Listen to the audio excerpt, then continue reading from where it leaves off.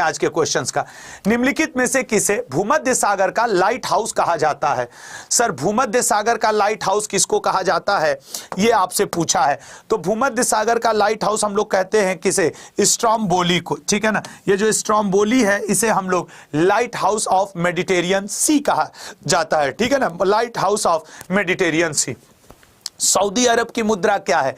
वैसे आपको बता दें कि कल सुबह 8 बजे के करंट अफेयर में मैं आपको बताने वाला हूं कि ओपेक की सदस्यता एक अफ्रीकी कंट्री ने छोड़ दी है, क्योंकि सऊदी अरब ओपेक के ही सदस्य है ना। सऊदी अरब की मुद्रा जो है वो है रियाल, ठीक है, रियाल है। अगला, आसपास के वातावरण में पशुओं और पौधों के संबंध के अध्ययन को क्या कहते हैं? सर पशु और पौधे का आपस में संबंध हो उसको हम लोग कहते हैं पारिस्थितिकी विज्ञान, इकोलॉजी, ठीक है ना, उसको हम लोग क्या कहते हैं? इकोलॉजी। अगला, स्फिग्मोमैनोमीटर क्या नापने के काम आता है? स्फिग्मोमैनोमीटर, तो स्फिग्मोमैनोमीटर रक्त दाब को मापता है, किसमें, कहां पे?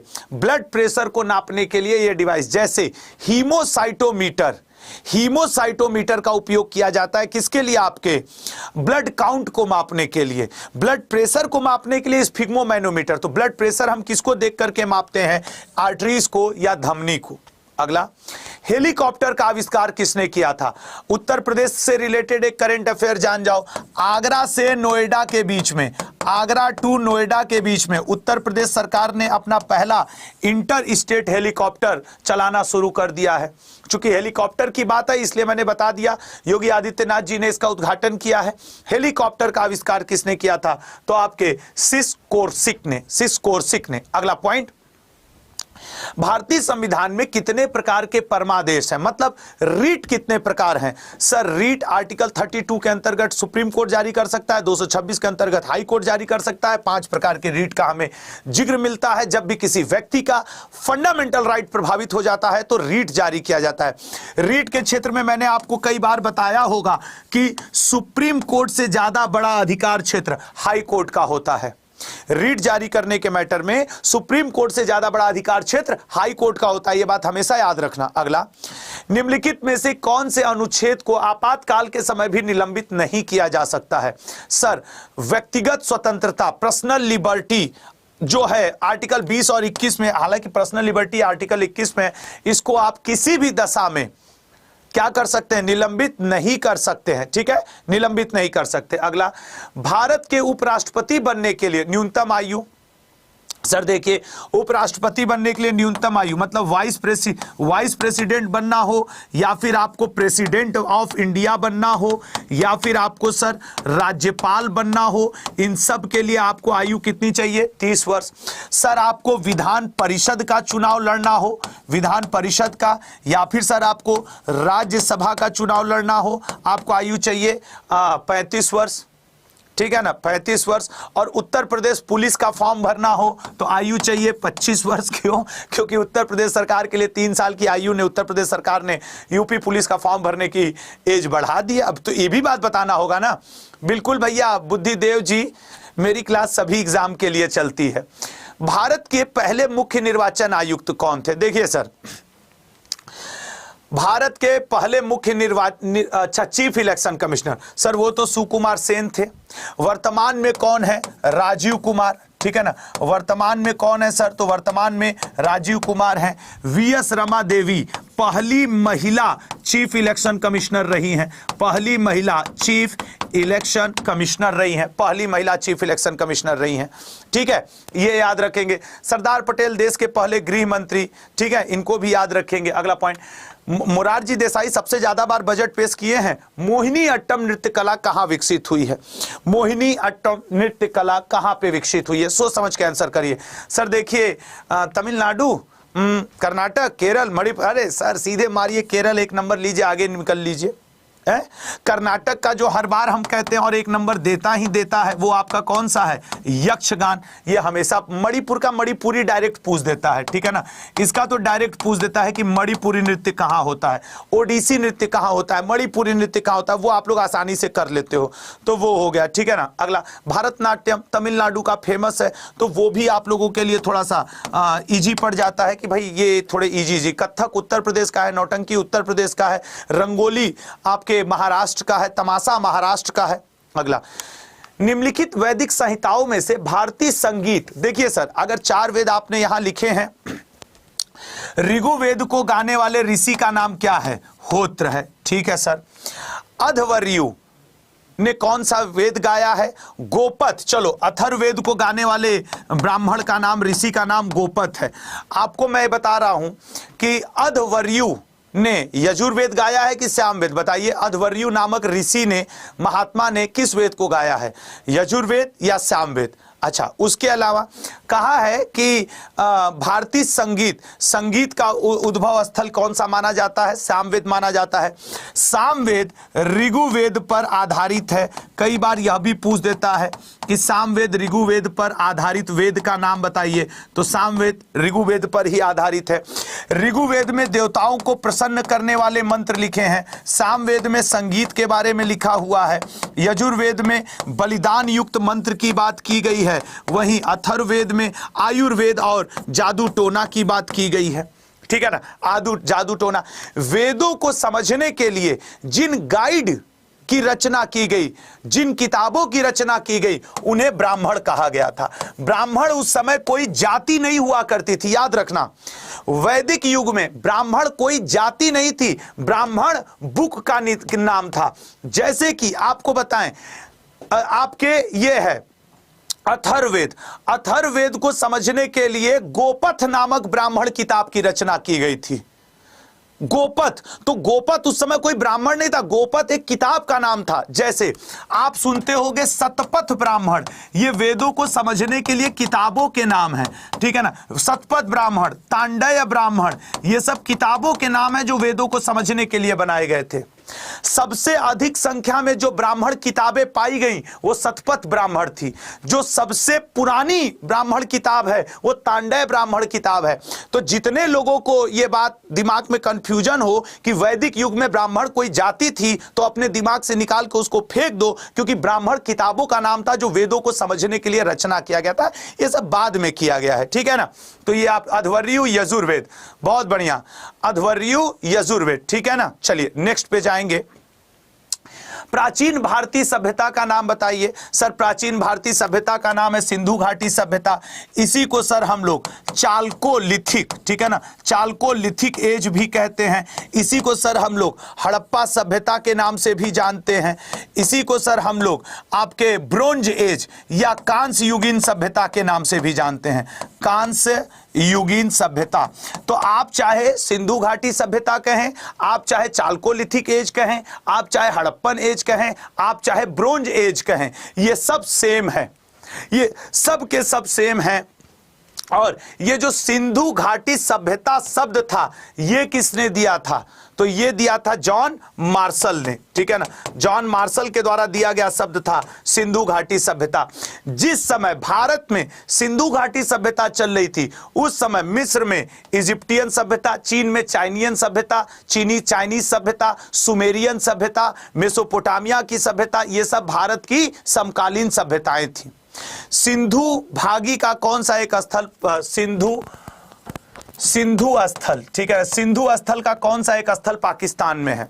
सर देखिए, हड़प्पा वर्तमान में पाकिस्तान में है। हड़प्पा और मोहनजोदड़ो दोनों के दोनों वर्तमान में कहां है? पाकिस्तान में है। एक लरकाना डिस्ट्रिक्ट में है और एक आपके पड़ता है लरकाना डिस्ट्रिक्ट के अलावा कहां पे? तो मोंटगोमरी डिस्ट्रिक्ट में, एक मोंटगोमरी डिस्ट्रिक्ट में। लोथल की बात करेंगे तो सर गुजरात में पड़ जाएगा। कालीबंगन की बात करें राजस्थान पड़ जाएगा। आलमगीर की बात पर करेंगे यूपी में पड़ जाएगा। अच्छा जरा बताओ, रोपड़ कहां पे है? ठीक है ना, रोपड़ जो एक स्थल है वो कहां पे पड़ता है? सुरकोतदा जो सिंधु घाटी सभ्यता का स्थल है वो वर्तमान सुरकोतदा आपके कहां पड़ता है? अब आधुनिक अफगानिस्तान साइड से आगे। और रोपड़ कहां पड़ता है? सर ये पंजाब में पड़ता है, ठीक है ना। कालीबंगन राजस्थान में, सभी को पता होगा। धौलावीरा सबसे इंपॉर्टेंट है, धौलावीरा जिसको यूनेस्को ने आपके वर्ल्ड हेरिटेज साइट घोषित किया था, ये भी गुजरात में पड़ता है, ठीक है। आलमगीरपुर मेरठ के आसपास का क्षेत्र है, हिंडन नदी के किनारे पड़ता है, हिंडन नदी के किनारे, ये भी कई बार पूछता है। लोथल भोगवा नदी के किनारे पड़ता है, भोगवा नदी, कालीबंगन घग्गर नदी के किनारे पड़ता है। तो ये थोड़ा सा याद रखेंगे तो आपके नंबर पाने में संभावनाएं बढ़ जाती हैं। तो डी ऑप्शन इसका सही है। कौन सा एक स्थल पाकिस्तान में? हड़प्पा। हड़प्पा और मोहनजोदड़ो दोनों पाकिस्तान में है। अगला, विशाल स्नानागार ग्रेट बाथ, ठीक है ना, ग्रेट बाथ कहां मिला था? सर देखिए, ग्रेट बाथ मिला था मोहनजोदड़ो में। अब जरा देखना, मोहनजोदड़ो को हम लोग एक ऐसा शहर जो 7 बार बना, शहर जो 7 बार बनाया गया, ठीक है ना, और 7 बार बिगड़ा, या फिर यूं कह सकते हैं बर्बाद हुआ, ठीक है ना, बिगड़ा, वो है आपके मोहनजोदड़ो। मोहनजोदड़ो को आप लोग माउंड ऑफ डेड, मृतकों का टीला तो आप कहते ही कहते हो कि सर इसको हम लोग मृतकों का टीला कहते हैं, लेकिन याद रखना मोहनजोदड़ो को मेरे भाई आप सिंधु का बाग, गार्डन ऑफ सिंधु भी कहते हो, सिंधु का बाग भी कहते हैं, गार्डन ऑफ सिंधु भी कहते हैं। मोहनजोदड़ो एक ऐसा शहर, मोहनजोदड़ो और हड़प्पा को सिंधु घाटी सभ्यता की जुड़वा राजधानी कहा जाता है। मोहनजोदड़ो से आपके अग्निकुंड भी प्राप्त हुआ था, ग्रेनरी अन्नागार भी प्राप्त हुआ था, सभा भवन असेंबली हॉल भी प्राप्त हुआ था, डांसिंग गर्ल नाचते हुए लड़की की मूर्ति भी प्राप्त हुई थी। तो अन्नागार, अरे आपके क्या कहा जाता है, ग्रेनरी, ग्रेनरी मतलब अन्नागार, असेंबली भी पाया गया था, असेंबली मतलब सभा भवन, उसके अलावा डांसिंग गर्ल नाचते हुए लड़की की मूर्ति भी पाई गई थी। तो ये सब कहां से पाए गए थे? अग्निकुंड, फायर पिट भी यहीं से पाया गया था, ठीक है ना, फायर पिट भी यहीं से पाया गया था। अगला पॉइंट पाएंगे तो इसका डी ऑप्शन करेक्ट है। निम्नलिखित विकल्पों में से भारत का सबसे व्यस्त अंतरराष्ट्रीय बंदरगाह कौन सा है? बताइएगा, भारत का सबसे व्यस्त अंतरराष्ट्रीय बंदरगाह। और हां, एक दिन में किसी का करंट अफेयर नहीं तैयार होता है तो आपका भी नहीं हो पाएगा। मेरी बात मान लो, जितने लोग इस समय पढ़ते हो प्लीज सुबह 8 AM का करंट अफेयर जरूर पढ़ा करो, जरूर पढ़ा करो, फायदा होगा सुबह 8 बजे का करंट अफेयर पढ़कर। निम्नलिखित विकल्पों में से भारत का सबसे व्यस्त बंदरगाह कौन सा है? सर सबसे व्यस्त बंदरगाह है तूतीकोरिन, सबसे व्यस्त है। इसमें से मैक्सिमम लोग मुंबई मारे होंगे, ठीक, हाँ आम का अचार ले लो, ये डेटा बदलता रहता है, ठीक है ना। इस बार का फाइनेंशियल ईयर का देख लेना 2023-24 का उठा करके, हम मुंबई, मुंबई करीना कपूर नाच रही है ना यहाँ पे, करंट अफेयर पे ध्यान दोगे नहीं, इस समय सबसे व्यस्त यही चल रहा है, डेटा बदल चुका है, ठीक है, खाली नाचो तुम लोग मुंबई, ये खुद नाम पकड़ लेंगे, उसी के पीछे पोच पकड़ के चल देंगे सब भेड़ की तरह। बांधवगढ़ राष्ट्रीय उद्यान कहां पे है? सर बांधवगढ़ वही है जिस जगह को, उसी राज्य में पड़ता है जिसको हम लोग टाइगर स्टेट कहते हैं, जहां पे कालर वाली बाघिन सुपर मॉम का डेथ हुआ था, जिसने 29 शावकों को जन्म दिया था। कुल मिला जुला के सर आप मध्य प्रदेश की बात करें, बिल्कुल यहां के अभी 230 सीटों पे चुनाव हुआ, 163 सीटों पे भाजपा आई है। मोहन यादव यहां के उज्जैन पश्चिमी से नए मुख्यमंत्री बने हैं। मंगू भाई पटेल यहां के राज्यपाल हैं। मध्य प्रदेश को टाइगर स्टेट कहा जाता है, मध्य प्रदेश को भारत का हृदय कहा जाता है, मध्य प्रदेश को आपके क्या कहा जाता है, सोया प्रदेश। सोया मतलब ये वाला सोया नहीं, सोयाबीन, सोयाबीन का सबसे बड़ा प्रोड्यूसर है मध्य प्रदेश, ठीक है ना। दलहन में नंबर 1 पे है, तिलहन में राजस्थान है, ये बात याद रखिएगा। नेशनल पार्क में नंबर 1 पे है मध्य प्रदेश। ये कुछ डेटा है जो आपको मध्य प्रदेश से याद रखने चाहिए। बी ऑप्शन इसका करेक्ट है। गैंडे के लिए प्रसिद्ध अभयारण्य कौन सा है? बताइएगा, गैंडे के लिए प्रसिद्ध अभयारण्य कौन सा है? तो सर गैंडे के लिए सबसे ज्यादा प्रसिद्ध अभयारण्य कौन सा है? गिर नहीं है। गैंडे के लिए सबसे ज्यादा प्रसिद्ध अभयारण्य कौन सा है? काजीरंगा असम, ठीक है ना। गैंडे के लिए काजीरंगा असम है, ठीक है। अगले क्वेश्चन पे देखते हैं क्या रहेगा आंसर।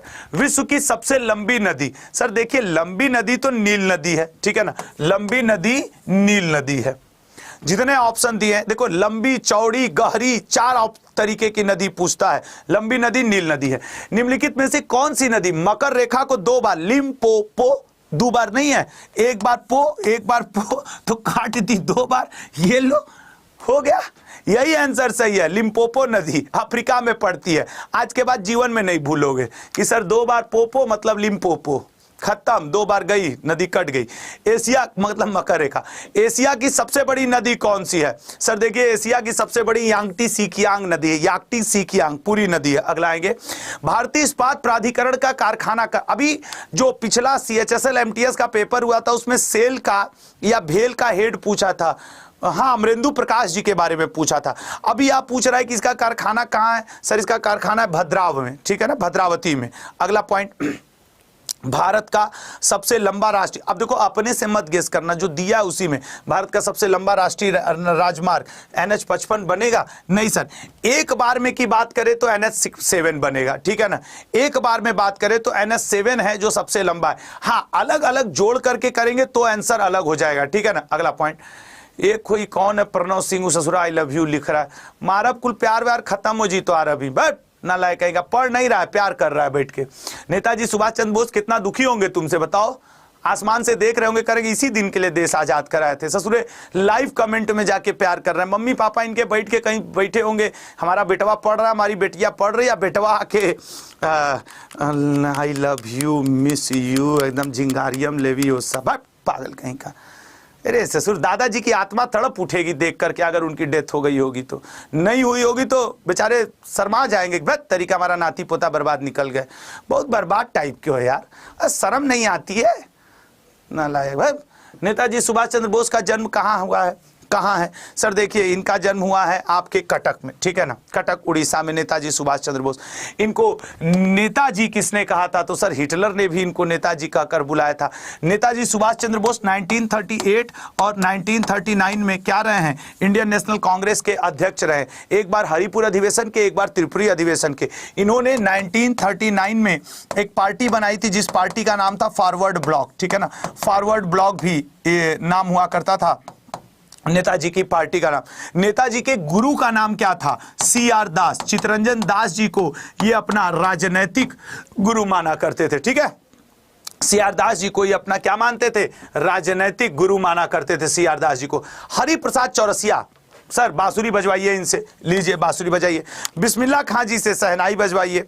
सितार पंडित रविशंकर से, तबला जाकिर हुसैन जी से, मतलब बहुत अच्छे। भजन सोपौरी और शिव कुमार शर्मा, इन दो लोग का नाम जरूर याद रखना। भजन सोपोरी जी का नाम याद रखना और शिव कुमार शर्मा जी का नाम याद रखना। इन दोनों लोगों की इसी वर्ष, पिछले वर्ष डेथ हुई है और ये दोनों लोग कौन सा वाद्य यंत्र बजाते हैं? संतूर। तो इनके पूछे जाने की संभावना ज्यादा है, ठीक है ना। और अभी तबला से याद आया, अभी तानसेन महोत्सव चल रहा है, ठीक है ना, तानसेन महोत्सव। तानसेन महोत्सव ये अभी 20 से लेकर 28 दिसंबर तक चला है। ये कहाँ चलता है सर? ये चलता है ग्वालियर में। ये 2023 की मैं बात कर रहा हूं। ये चलता है सर ग्वालियर में।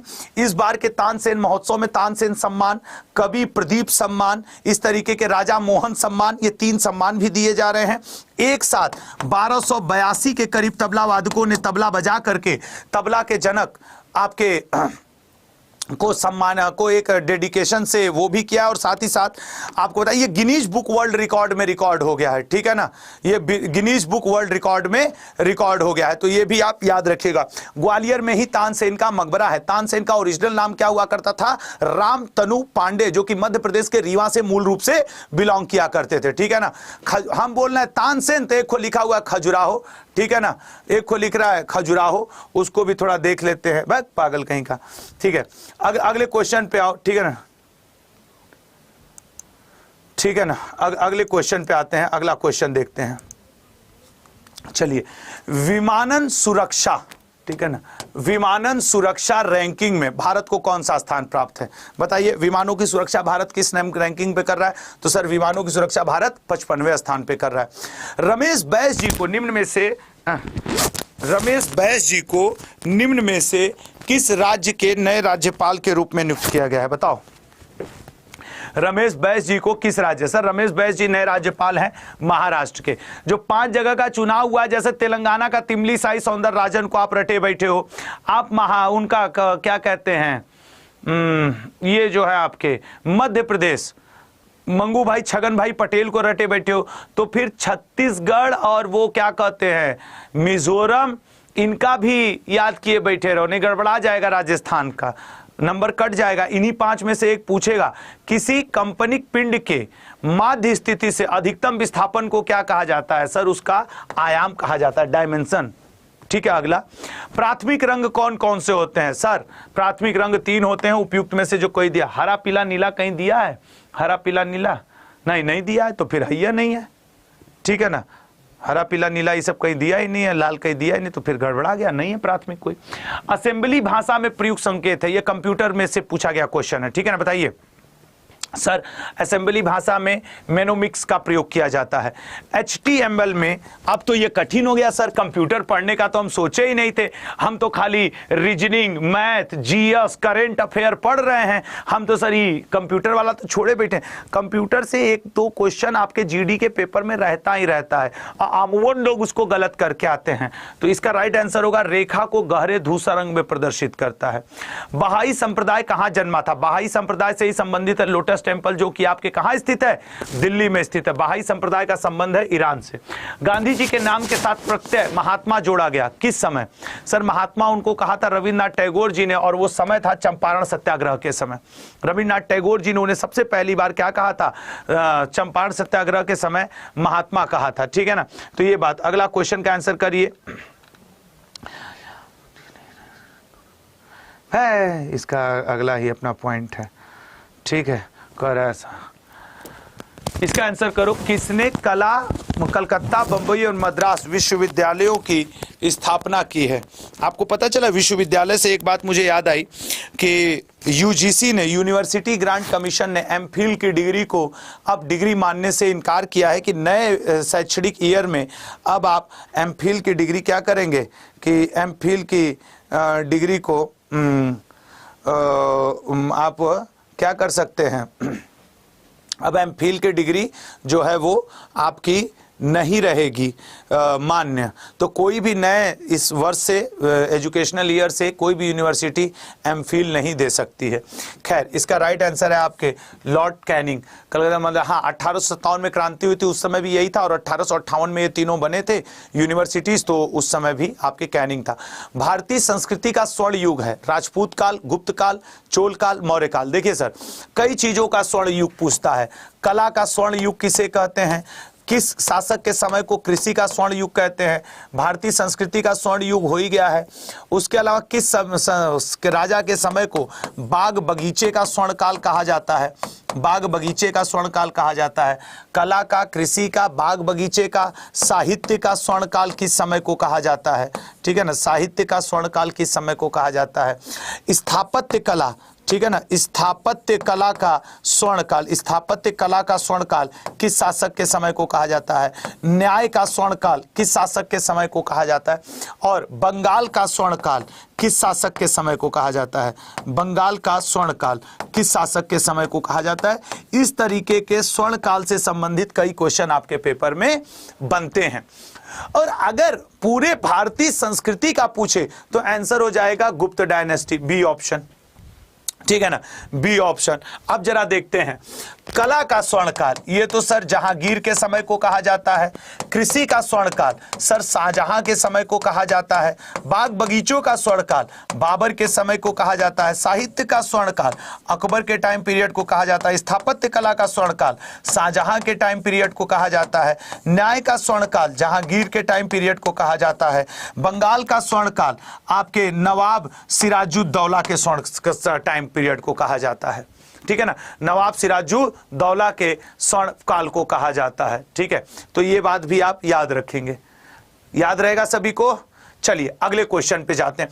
तो ये वो चीजें हैं जो आपसे स्वर्ण काल के रूप में पूछी जाती है। तो अगर आपको याद रहा किस शासक का समय किसका स्वर्ण काल कहा जाता है तो आप आसानी से आंसर कर पाएंगे। अगला, एशिया की छत, सर वो तो पामेर के पठार को कहा जाता है एशिया की छत, ठीक है, एशिया की छत पामेर। वह कौन सा गांव है जहां दो देशों की सीमाएं आपस में सटती है? तेंबली, नायला, नंदीग्राम पारा या श्रुतिपुर? श्रुतिपुर बताइएगा कौन सा है जहां दो गांवों की, ठीक है ना। तो ये आपके सटती हैं नंदीग्राम पारा में, ठीक है, नंदीग्राम पारा। विस्तृत कृषि विश्व के किस क्षेत्र में प्रचलित है? मतलब खूब बड़े बड़े मैदान पे खेती होती है, तो वो विस्तृत कृषि इन सभी डाउन्स, पंपास, प्रेरीज, ये सब घास के मैदान हैं। अगर आप नोटिस करें तो अफ्रीका के घास के मैदान है, ऑस्ट्रेलिया के घास के मैदान है, तो वो एक विस्तृत फील्ड है जहां पे कृषि की जाती है। तो वो इसीलिए कह रहा है कि इन सभी जगह पे विस्तृत कृषि प्रसिद्ध है। भारत के किस राज्य में सर्वप्रथम नोटा का प्रयोग किया गया था? सर नोटा का सबसे पहला प्रयोग किया गया था छत्तीसगढ़ में, ठीक है, छत्तीसगढ़िया सबसे बढ़िया आगे बढ़िया, ठीक है ना। भारत का पहला अराजनीतिज्ञ राष्ट्रपति कौन था? तो भारत का पहला अराजनीतिज्ञ राष्ट्रपति डॉक्टर एपीजे अब्दुल कलाम जी हुआ करते थे, क्योंकि इनका राजनीति से कोई मतलब था ही नहीं, ये तो वैज्ञानिक थे, पढ़ाई लिखाई से क्षेत्र। सकल घरेलू उत्पाद का कितना प्रतिशत भारतीय ऋण है वर्तमान में? अब ये करंट का क्वेश्चन है, तो सकल घरेलू उत्पाद का बी ऑप्शन 18%। शिशुनाग ने अपनी राजधानी कहां बनाई थी? बताइए। शिशुनाग ने, सर शिशुनाग ने अपनी राजधानी वैशाली में बनाई थी। मेवाड़ को अंतिम रूप से मुगल साम्राज्य में मिलाने वाला शासक कौन था? सर मेवाड़ को सबसे आखिरी में जहांगीर ने मुगल साम्राज्य में मिला लिया। अकबर लड़ते रह गए, लेकिन महाराणा प्रताप से जीत न पाए जीवन भर में। मुस्लिम लीग ने कब मुक्ति दिवस मनाया? सर जब कांग्रेस ने इस्तीफा दिया था 1939 ईस्वी के दिसंबर लास्ट में, तो 40 में जाते जाते मुक्ति दिवस के रूप में सेलिब्रेट कर रही थी। वायसराय जिसके शासनकाल में पुणे में एक महिला विश्वविद्यालय की स्थापना हुई, सर वो वायसराय हुआ करता था चेम्सफोर्ड और धोंधु केशव कर्वे, डी के कर्वे ने किया था, ठीक है ना। डी के कर्वे ने 1918-1919 में किया था, और उसमें चेम्सफोर्ड क्या हुआ करता था? भारत का वायसराय हुआ करता था चेम्सफोर्ड। अगला, महाराष्ट्र का पठार, ठीक है ना, चेम्सफोर्ड। महाराष्ट्र का पठार किसे कहते हैं? सर महाराष्ट्र का पठार हम लोग लावा का पठार, लावा प्लेटू को कहते हैं। कौन सा प्रदेश साइट्रस खट्टे फलों के लिए जाना जाता है? मतलब इसमें कौन सा ऐसा जगह है जहां खट्टे फल ज्यादा होते हैं? तो सर खट्टे फल ज्यादा होते हैं भूमध्य सागरीय क्षेत्र में। पृथ्वी तथा सूर्य के मध्य सर्वाधिक दूरी किसके दौरान होती है? सर वो सर्वाधिक दूरी होती है आपके अपसौर, इसको अफेलियन फेरिफेलियन कहते हैं, इंग्लिश में अफेलियन फेरिफेलियन कहते हैं। अनुच्छेद 330 में किसका वर्णन है? अनुच्छेद 330 में लल्ला लोकसभा में अनुसूचित जाति एवं जनजाति के लिए स्थान है। आर्थिक आपातकाल घोषित करने का प्राधिकार किसे है? आर्थिक आपातकाल घोषित प्राधिकार करने का आर्टिकल 360 में राष्ट्रपति को है, लेकिन अभी तक एक बार भी इकोनॉमिकल इमरजेंसी घोषित नहीं की गई है। संयुक्त राष्ट्र के हालिया प्रकाशनों में अल्प विकसित अर्थव्यवस्थाओं के लिए कौन सा शब्द प्रयोग हुआ है?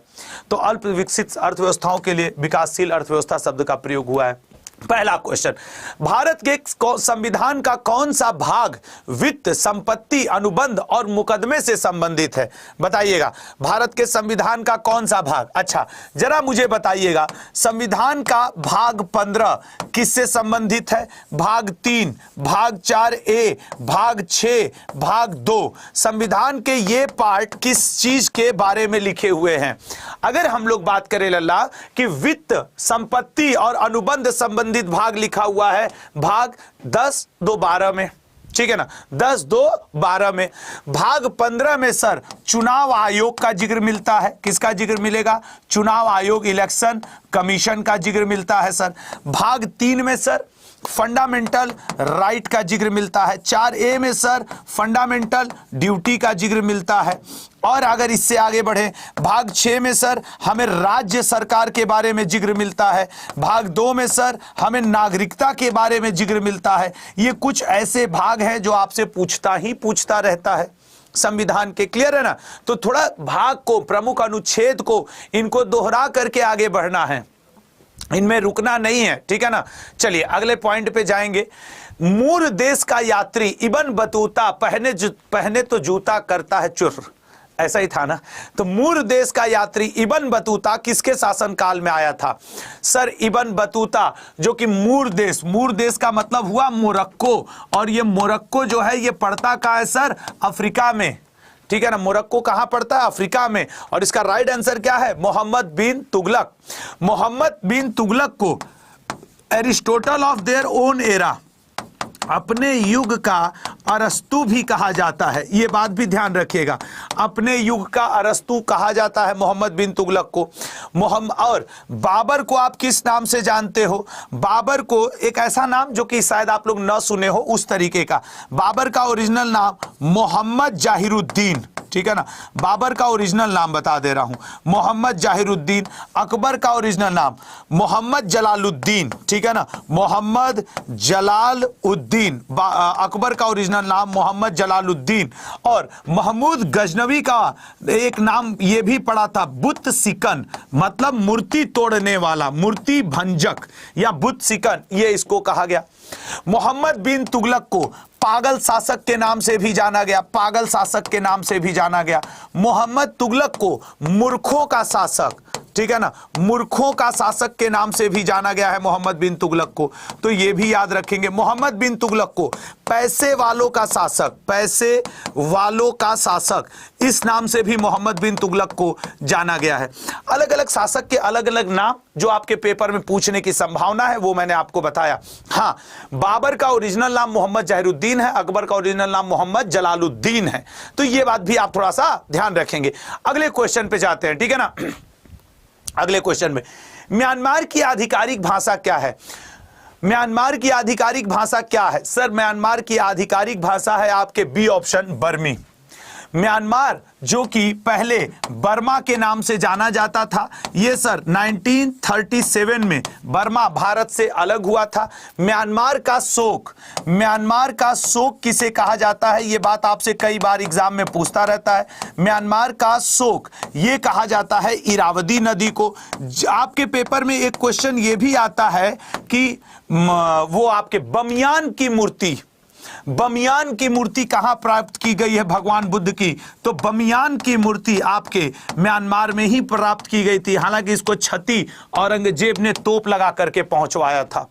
2016-17 के आईएएस के प्री के पेपर में यह क्वेश्चन पूछा था, बमियान की मूर्ति। मुझे इसलिए याद है क्योंकि एक स्टूडेंट ने मुझसे खुद पूछा था कि भैया एक प्रश्न इस तरीके का आया था। 2016-17 का आईएएस का प्री का पेपर उठा, फिर मैं भी जाके देखा था तो था। खैर, बी ऑप्शन बर्मी, ठीक है ना, बी ऑप्शन बर्मी।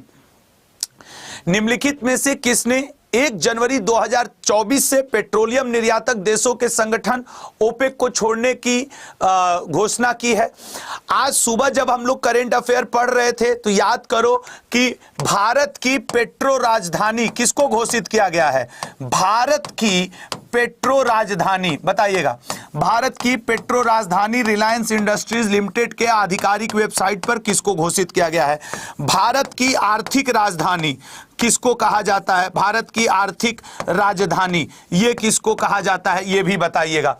और हां, मैं आपको सूचना दे दूं कि आने वाले मंडे से मैं यूपी विशेष जीएस और करंट अफेयर पढ़ाने जा रहा हूं, सब इंस्पेक्टर और आपके किसके लिए? उत्तर प्रदेश कांस्टेबल के लिए। करंट अफेयर की मेरी क्लास 8 बजे होती है, उसके ठीक बाद हर रोज 15 मिनट पढ़ाऊंगा और उस जैसे द 10 मिनट शो होता है उस तरीके से एक दिन यूपी का राजस्व, एक दिन यूपी की शिक्षा, एक दिन यूपी की संस्कृति, एक दिन यूपी का मंत्रिमंडल, एक दिन यूपी की योजनाएं, एक दिन यूपी का बजट, ऐसे कर करके वो मैं कवर कराऊंगा। आज मैं उसके लिए कंटेंट देख रहा था, बैठा हुआ था, मजेदार है। खैर, तो सर ये अंगोला है। अंगोला ने सर ओपेक को 2007 में ज्वाइन किया था सर, और अब 2023 में छोड़ दिया है। ओपेक की स्थापना की बात कर दे तो सर 1964 ईस्वी में इसकी स्थापना कर दी गई थी। पेट्रो राजधानी सर अभी भारत का गुजरात को घोषित किया गया है और आर्थिक राजधानी सर भारत की मुंबई को घोषित की गई है। इसके अलावा एक बड़ा अच्छा प्रश्न है, जितने लोग लाइव देख रहे हो उतने लोग मुझे बताओ, भारत की राजधानी दिल्ली सबसे पहली बार किसने बनाया? भारत की राजधानी दिल्ली सबसे पहली बार किसने बनाया? भारत की राजधानी दिल्ली होगी, ऐसा सबसे पहली बार किस शासक ने किया था? सोच के बताना, कोई गलत मत करना कि भारत की पहली राजधानी दिल्ली होगी, ऐसा किस शासक ने किया था। याद रखना, भारत की राजधानी पहली बार दिल्ली होगी यह किया था इल्तुतमिश ने, क्योंकि इल्तुतमिश से पहले का कोई भी शासक मध्यकाल का दिल्ली को राजधानी नहीं बनाया था। अगला पॉइंट इसका अंगोला सही है। निम्नलिखित में अंगोला की राजधानी लुआंडा। किस सुल्तान ने सती प्रथा रोकने का प्रयत्न किया था? सती प्रथा रोकने का प्रयत्न किया था। देखिए सर, सती प्रथा रोकने का अगर यह प्रयत्न पूछ दे, सती प्रथा, तो ऐसे तो मुगल में अगर पूछ दे कि मुगल शासक में किसने किया था तो आंसर हो जाएगा अकबर। मुगल शासकों में अकबर ने किया था, लेकिन ऑप्शन में नहीं मौजूद है। ऑप्शन में मोहम्मद बिन तुगलक, इतिहास का सबसे पढ़ा लिखा शासक भी यही था। अब सुनना, जलालुद्दीन खिलजी। जलालुद्दीन खिलजी, ये इससे अक्सर क्या पूछता है कि खिलजी वंश का संस्थापक, ठीक है ना, खिलजी वंश फाउंडर कौन था, इनसे ये पूछता है। दूसरा पॉइंट, फिरोज तुगलक का समय इतिहास का सबसे भ्रष्ट काल कहा जाता है, ये इनसे पूछता है। अलाउद्दीन खिलजी के समय को बंगाल का स्वर्ण का, अच्छा, अलाउद्दीन खिलजी जो कि आपके कौन, खिलजी वंश का दूसरा शासक था। इस व्यक्ति को द्वितीय सिकंदर, ये वाला आपसे खूब पूछता है इसका ये नाम कि सिकंदर है सानी या द्वितीय सिकंदर किसे कहा जाता है। मोहम्मद बिन तुगलक के बारे में अभी हम लोग बात ही किए थे, इसका डी ऑप्शन बिल्कुल करेक्ट है। तुलसीदास ने रामचरितमानस किसके शासन काल में लिखी थी? तुलसीदास जी ने रामचरितमानस किसके शासन काल में लिखी थी? सर देखिए, हर ऑप्शन पे थोड़ा थोड़ा बात किया जाएगा। तुलसीदास जी ने रामचरितमानस जो लिखी थी अकबर के शासन काल में। जहांगीर के शासन काल में सूरदास जी मौजूद हुआ करते थे। कृष्णदेव राय ने आमुक्त माल्यद, ठीक है ना, आमुक्त माल्यद नामक प्रसिद्ध किताब लिखी थी। आमुक्त माल्यद नामक प्रसिद्ध किताब लिखी थी। शाहजहां को किसानों का मित्र कहा जाता है, किसानों का मित्र कहा जाता है। शाहजहां के बारे में आज हमने पेड बैच में पढ़ाया और लगभग आधा पौन घंटा, ये कितना देर चला मुझे ध्यान नहीं है, लेकिन अगर जैसे आप देखो आज सुबह पढ़ाए हैं, शाहजहां को अगर 5 मिनट में तुम लोग को बताना हो कि सर शाहजहां का हर पॉइंट बता दीजिए, देखो ऐसे शाहजहां का पॉइंट नंबर 1 ले लेते हैं। सर इसने चहार तस्लीम प्रथा शुरू की, बस एक बार तुम लोग सुन लो, चहार तस्लीम प्रथा शुरू कर दी। शाहजहां ने सर इलाही संवत, ठीक है ना, इलाही संवत बंद किया जो अकबर ने शुरू किया था। शाहजहां ने सर तीर्थ यात्रा कर दोबारा लगा दिया था, तीर्थ यात्रा कर रीस्टार्ट इसने कर दिया था। रीस्टार्ट किसने? शाहजहां ने।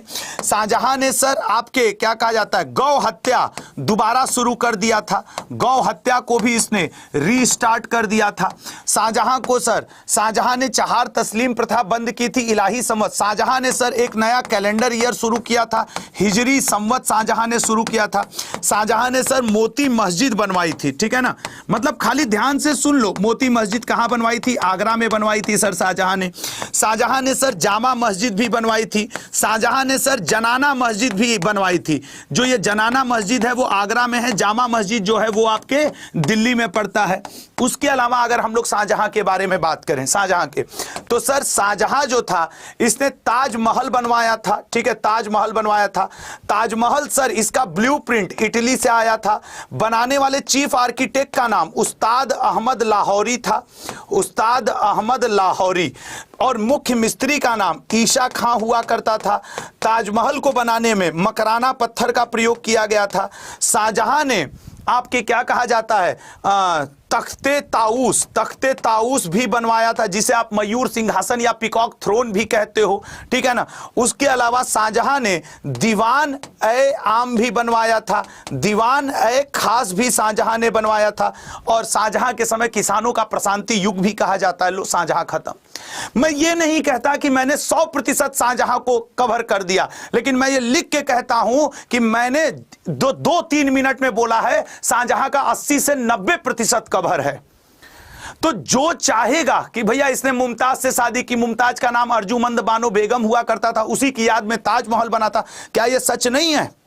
तो यार अगर आप 2-2, 3-3 मिनट भी साथ देते रहेंगे ना, तो मैं लिख के दे सकता हूं कि जीडी तक आपकी जीएस को मजबूत करके छोड़ूंगा। निम्नलिखित में से किस मुगल शासक ने संगीत और नृत्य पर प्रतिबंध लगा दिया था? आइए, हर क्वेश्चन पे खाली 2 मिनट 3 मिनट 2 मिनट 3, हाँ द 10 मिनट शो भी करूंगा लल्ला। अब आज देखो हो गया है 29 तारीख, नए साल से नया द 10 मिनट शो आपके लिए लेके आऊंगा, बिल्कुल द 10 मिनट शो। निम्नलिखित में से किस औरंगजेब ने, औरंगजेब को आओ 2 मिनट में पढ़ लेते हैं, सारे पॉइंट बस ध्यान से सुनना। औरंगजेब, औरंगजेब के बारे में पॉइंट नंबर 1, सर इसको शाही दरवेश कहा जाता है, शाही दरवेश। सर औरंगजेब को जिंदा पीर कहा जाता है, जिंदा पीर कहा जाता है। औरंगजेब ने सर स्वयं को आलमगीर कहा था, आलमगीर। औरंगजेब ने सर राहदारी और पानदारी, राहदारी और पानदारी ये 2 प्रकार के टैक्स थे, चुंगी कर, ये जो चुंगी कर थे उसको उसने बंद किया था, चुंगी कर को इसने बंद किया था। औरंगजेब ने सर रेशमी वस्त्र, ठीक है ना, रेशमी वस्त्र पहनना, रेशमी वस्त्र पहनना पर भी प्रतिबंध लगा दिया था। औरंगजेब ने सर भांग की खेती, ठीक है ना, भांग की खेती के ऊपर भी प्रतिबंध लगाया था। औरंगजेब ने सर संगीत के ऊपर भी प्रतिबंध लगाया था। औरंगजेब ने सर क्या कहा जाता है जजिया कर को रीस्टार्ट किया था। जजिया कर को इसने रीस्टार्ट कर दिया था औरंगजेब ने। औरंगजेब ने सर विश्वनाथ मंदिर, सोमनाथ मंदिर, कृष्णदेवराय मंदिर को इसने तोड़वाया था। विश्वनाथ मंदिर, सोमनाथ मंदिर, कृष्णदेवराय मंदिर को तोड़ा भी था इसी औरंगजेब ने। औरंगजेब ने छत्रपति शिवाजी महाराज को राजा का उपाधि भी दिया था और पहाड़ी चूहा भी कहा था, पहाड़ी चूहा भी कहा था। औरंगजेब ने दो ही निर्माण करवाए हैं मुख्य रूप से। एक इसने मोती मस्जिद बनाया है। मोती मस्जिद कहां बनाया है? तो दिल्ली में बनाया है, दिल्ली में। दूसरा इसने बीबी का मकबरा बनाया है, बीबी का मकबरा, ये औरंगाबाद महाराष्ट्र में बनाया है। औरंगजेब की पत्नी का नाम क्या हुआ करता था? सर पत्नी का नाम हुआ करता था दिलरास बानो बेगम। कितना बढ़िया नाम था दिलरास बानो बेगम, बताओ बढ़िया नाम था कि नहीं है? कितना अच्छा नाम है दिलरास बानो बेगम। ससुरा औरंगजेब गड़बड़ा दिया, बोला नहीं तुम दिलरास बानो बेगम नहीं रहोगी, तुम्हारा नाम आज से उर्फ रहेगा रबिया उद दौरानी, जैसे कुत्ता पीछे भाग जानी, रबिया उद दौरानी। मतलब क्या था भैया रबिया उद दौरानी। लेकिन औरंगजेब में एक क्वालिटी है, सारे मुगल राजाओं में तुम लोग औरंगजेब को एक मैटर में प्रशंसा कर सकते हो, एक नंबर के सब अय्याश थे जितने मुगल बादशाह हुए, तुम उठा करके देख लेना। बाबर से लेकर के शाहजहां तक 10-10 ठो शादी करके बैठे हुए हैं, गर्लफ्रेंड को लिव इन में लिए बैठे हुए हैं, 4-4 ठो बच्चा पैदा किए बैठे हुए हैं, एक एक पत्नी से 4 बच्चा। और ये औरंगजेब में एक क्वालिटी थी, इसके साथ इसके में लाख बुराई रही हो, लेकिन लड़कियों देखो पत्नी के मैटर में लायल था। एक पत्नी इसकी थी दिलरास बानो बेगम, उसी के साथ जीवन बिता दिया और आखिरी में उसी के लिए बीबी का मकबरा बनाओ। बताओ आदमी अच्छा था कि नहीं? न 10 गर्लफ्रेंड, न 5 पत्नी, कुछ नहीं। इस मैटर में तो बढ़िया आदमी हुआ कि नहीं हुआ? ठीक है ना। इसने अब बीड़ा उड़ा बजाने में बड़ा इसको आनंद आता था, वीणा बजाने में बड़ा आनंद आता था, ठीक है ना। और शिवाजी से आड़ो हाथों लड़ा रहता था छत्रपति शिवाजी महाराज से। तो खैर, तो इस क्वेश्चन का आंसर औरंगजेब। और इतना सारा इंफॉर्मेशन। अब बताइए क्या चाहिए? लड्डू चाहिए तुम लोग को? तुम मेरी क्लास में लगोगे ना तो दोहरवा मारेंगे एकदम। कहां पर प्राप्त? अशोक के अभिलेख के निचले भाग में मयूर का चिन्ह अंकित है। लीजिए, खेल लीजिए। आइए, अशोक बहुत बड़ा टॉपिक है, लेकिन फिर भी अशोक के सारे मेन पॉइंट दोहरवा दूं। हर क्वेश्चन में मुझे 2 से 3 मिनट चाहिए। सर इसका पहला तो आंसर है सर लौरियानंदगढ़, उत्तर प्रदेश। ठीक है सर। आइए, अशोक ने भारत में अभिलेखों की शुरुआत की। उसकी जो भाषा थी, अशोक के अभिलेखों को खोजने में सफलता टी पाथेंद्रलर ने हासिल की थी। क्या करने में? अशोक के अभिलेख खोजने में। अशोक के अभिलेख पढ़ने में सफलता किसने हासिल की थी? जेम्स प्रिंसेप ने। जो तुम्हारे पेपर में क्वेश्चन आता है वही। अशोक का नाम हिंदू ग्रंथों में क्या मिलता है? अशोक वर्धन मिलता है। अशोक ने स्वयं को क्या कहा था? देव नाम प्रियदर्शी। अशोक ने स्वयं को देव नाम प्रियदर्शी के नाम से बुलाया था। अशोक ने की लड़की संघमित्रा कहां गई थी? श्रीलंका गई थी। उस समय श्रीलंका का राजा कौन था जो अशोक का कंटेम्पररी था? तिस ये कौन था सर? ये राजा था श्रीलंका का। तो कई बार आपसे पूछता है कि अशोक का समकालीन राजा कौन था? अशोक ने नेपाल में देवपत्तनम नामक शहर की स्थापना की थी। अशोक ने श्रीनगर नामक शहर की भी भारत में स्थापना की थी। अशोक के अभिलेखों को लिखने में 4 लिपियों का प्रयोग हुआ है। कौन कौन सा सर? ब्राह्मी लिपि, अरमाइक लिपि, ग्रीक लिपि और खरोष्ठी। कौन कौन सी? ब्राह्मी, ग्रीक, अरमाइक और खरोष्ठी। अरमाइक और खरोष्ठी, ये 4 लिपियां अशोक के लिखावट में जो हैं उसमें मिलती हैं। अशोक के अभिलेख लल्ला 3 प्रकार के हैं। अशोक के अभिलेख 3 प्रकार के हैं। एक है शिलालेख, एक है स्तंभ लेख और एक है गुहा लेख। ठीक है ना, गुहा लेख। गुहा लेखों की संख्या 4 है, शिलालेखों की संख्या 13 है, स्तंभ लेखों की संख्या 7 है और इनकी 4। ये आपके कर्ज, विश्व, झोपड़ी, सुदामा और चौपार नाम के 4 गुहा लेख हैं। स्तंभ लेख 7 हैं और स्तंभ लेख केवल ब्राह्मी लिपि में लिखे गए हैं, केवल ब्राह्मी लिपि में लिखे गए हैं। अब मैं बता चाहता हूं, जितना जगह है उतना मैं बोल दिया, ठीक है ना। और अगर इनको तुम दोहराए तो जीडी के पेपर में, एसएससी के पेपर में इससे ऊपर उड़ के नहीं पूछेगा तुमसे कि आसमान छुआ देगा, ठीक है ना। अगले क्वेश्चन पे आते हैं। सिंधु घाटी सभ्यता में मोहनजोदड़ो का सार्वजनिक स्थल कौन सा था? क्योंकि कल मैंने मोहनजोदड़ो का सार्वजनिक स्थल आपके स्नानागार था, आज मैं आपको सिंधु घाटी सभ्यता के किस शहर को दोहरवा दूं? धौलावीरा को। रीजन है धौलावीरा, इसलिए दोहरवा रहा हूं क्योंकि ये वर्ल्ड हेरिटेज साइट है, ठीक है ना। धौलावीरा सर, धौलावीरा एक ऐसा शहर है जो 3 भाग में विभक्त है, पॉइंट नंबर 1, ठीक है ना। ये वर्ल्ड विश्व का 40वां यूनेस्को वर्ल्ड हेरिटेज साइट है, यूनेस्को साइट है, 40वां यूनेस्को साइट है ये। धौलावीरा से सर खेल का मैदान प्राप्त हुआ था, ठीक है ना, खेल का मैदान प्राप्त हुआ है। धौलावीरा सर वर्तमान गुजरात में पड़ता है, वर्तमान गुजरात में पड़ता है। धौलावीरा से सर नेवला, वो जो सांप नेवला नहीं होता है, नेवले की मूर्ति भी मिली है सर धौलावीरा से। ये 5 पॉइंट से ज्यादा धौलावीरा में कोई क्वेश्चन नहीं बनता है, 5 पॉइंट से ज्यादा धौलावीरा में कोई क्वेश्चन नहीं बनता है। तो अगले क्वेश्चन पे जाते हैं, नेक्स्ट क्वेश्चन देख लेते हैं। प्रति वर्ष खेली जाने वाली 4 ग्रैंड स्लैम टेनिस स्पर्धाओं में पहला कौन होता है? सर देखिए, सबसे पहला होता है ऑस्ट्रेलियन ओपन, उसके बाद व्यवस्था से खेला जाता है फ्रेंच ओपन, फिर माहौल बनाया जाता है विंबलडन का, और लास्ट में होता है यूएस ओपन। अगर हम विंबलडन का विजेता कार्लोस अल्कराज को छोड़ दें सर, कार्लोस अल्कराज 2023 का, तो सर बाकी के तीनों के विजेता एक ही व्यक्ति हैं, और इंटरनेशनल टेनिस फेडरेशन 2023 का भी विजेता एक ही व्यक्ति है, और वो आपको सबको पता है, सर्बिया का शेर आपके कौन? नोवाक जोकोविच, ठीक है ना, नोवाक जोकोविक। ये जो है नोवाक जोकोविच, यही सभी का शेर है, यही जीता हुआ है। और देख लेना, एक नंबर न तुमको दिलवा दे तो ऑस्ट्रेलियन ओपन की विजेता कौन है? Aryna सबालेका, Aryna सबालेका। ये किस देश की खिलाड़ी है सर? बेलारूस। आर्याना सबालेका कहां खिलाड़ी है सर? बेलारूस की खिलाड़ी है। सर यूएस ओपन का चैंपियन कौन है महिला में? Coco Gauff. अभी हाल फिलहाल में आपके यूएस ओपन हुआ था, कोको गॉफ है सर इसकी चैंपियन, ठीक है ना। फ्रेंच और विंबलडन का मुझको अभी नहीं याद आ रहा है। देखो भैया, हम ईमानदारी से बोल, ऐसा नहीं है कि ऑप्शन सामने आएगा तो मैं कर नहीं दूंगा, लेकिन उन दोनों लड़कियों का नाम बड़ा टेढ़ा टेढ़ा है, समझ रहे हो ना। तो फ्रेंच और विंबलडन ये वाला दोहरा लेना, 1 नंबर आज ही के पेपर से तुम लोग के मतलब रहेगा, ठीक है लल्ला।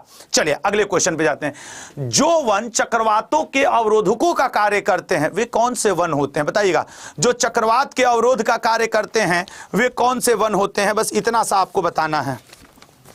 चक्रवात के अवरोध का कार्य करते हैं उन वनों को क्या कहा जाता है? सोच समझ के बताना, चक्रवात के अवरोध का जो कार्य करते हैं।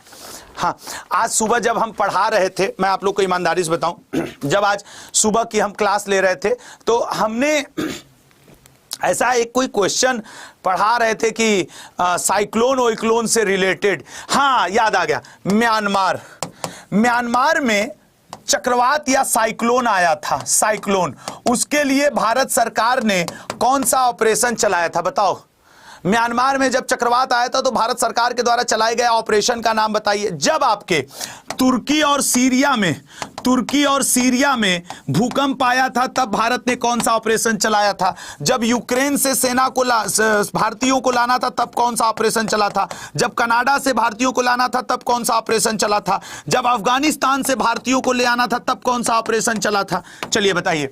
चक्रवात से तूफान याद आ गया, तूफान से 36 तो तूफान याद आ गए। सर जो चक्रवातों को रोकते हैं वो मैनग्रोव वन कहलाते हैं। म्यांमार में सर जब साइक्लोन आया था तो जो भारत सरकार ने ऑपरेशन चलाया था उसका नाम था ऑपरेशन करुणा। सर जब तुर्की और सीरिया में भूकंप आया था और भारत सरकार ने जो ऑपरेशन चलाया था उसका नाम था सर ऑपरेशन दोस्ती। और सर जब यूक्रेन के लिए भारत सरकार ने चलाया था तो उसका नाम था गंगा। गंगा से एक नाम और बता दें, गंगा से related current affair, national dairy research institute. National dairy research institute जो करनाल है, इसने गिर नस्ल की पहली मादा बछिया को कृत्रिम रूप से जन्म दिया है और उस बछिया का नाम है गंगा, ठीक है ना, उस बछिया का नाम है गंगा। ये भी करंट अफेयर है। गिर नस्ल की गाय बहुत ज्यादा दूध वगैरह देती है, गंगा। और एक कनाडा और अफगानिस्तान, अफगानिस्तान से देवी शक्ति चला था और सूडान था, कनाडा नहीं था, सूडान, ठीक है ना। अफगानिस्तान से तालिबान का जब हुआ था झगड़ा तो उस समय भारत ने ऑपरेशन देवी शक्ति चलाया था, देवी शक्ति। और सूडान से भारतीयों को लाने के लिए कौन सा ऑपरेशन चला था? तो सर कावेरी, ठीक है ना, कावेरी नाम का ऑपरेशन चला था। बस याद रखो, नंबर क्यों नहीं मिलेगा, ठीक है ना। हाँ, फ्रेंच ओपन ईगा स्विटेक, ठीक है, स्विटेक। अगला, पाटलिपुत्र को पालीब्रोथा किसने कहा था? अच्छा ठीक है, पाटलिपुत्र को पालीब्रोथा। अब आ जाइए जापान का, जैसे ये पुराना, जापान का पुराना नाम बता दीजिए। जिम्बाब्वे, जिम्बाब्वे का पुराना नाम बता दीजिए। बुंदेलखंड, ठीक है ना, बुंदेलखंड का पुराना नाम बताइए। नाम का क्वेश्चन आ गया तो ये लो, बुंदेलखंड का पुराना नाम बताइए। उज्जैन का पुराना नाम बताइए, उज्जैन का पुराना नाम बताइए। जापान, जिम्बाब्वे, बुंदेलखंड, उज्जैन, इतना ही बताओ तब तक तो खेल हो जाएगा, ठीक है ना, इतना ही बताओ तब तक खेल। पाटलिपुत्र को पालीब्रोथा किसने कहा था? सर मेगास्थनीज ने कहा था। मेगास्थनीज ने सर जो किताब लिखी थी उसका नाम क्या था? इंडिका। अपनी इंडिका किताब में इसने दो बातें लिखी थी जो अक्सर पेपर में पूछता है कि किसने कहा था कि भारत में गुलामी या दास्तां नहीं है? तो भारत में गुलामी या दास्तां नहीं है, इंडिका में लिखा गया था। किस किताब में यह लिखा गया है कि भारत 7 उपवर्गों में बटा है? तो भारत 7 वर्गों में बटा है, ऐसा भी लिखा हुआ था आपके इंडिका में।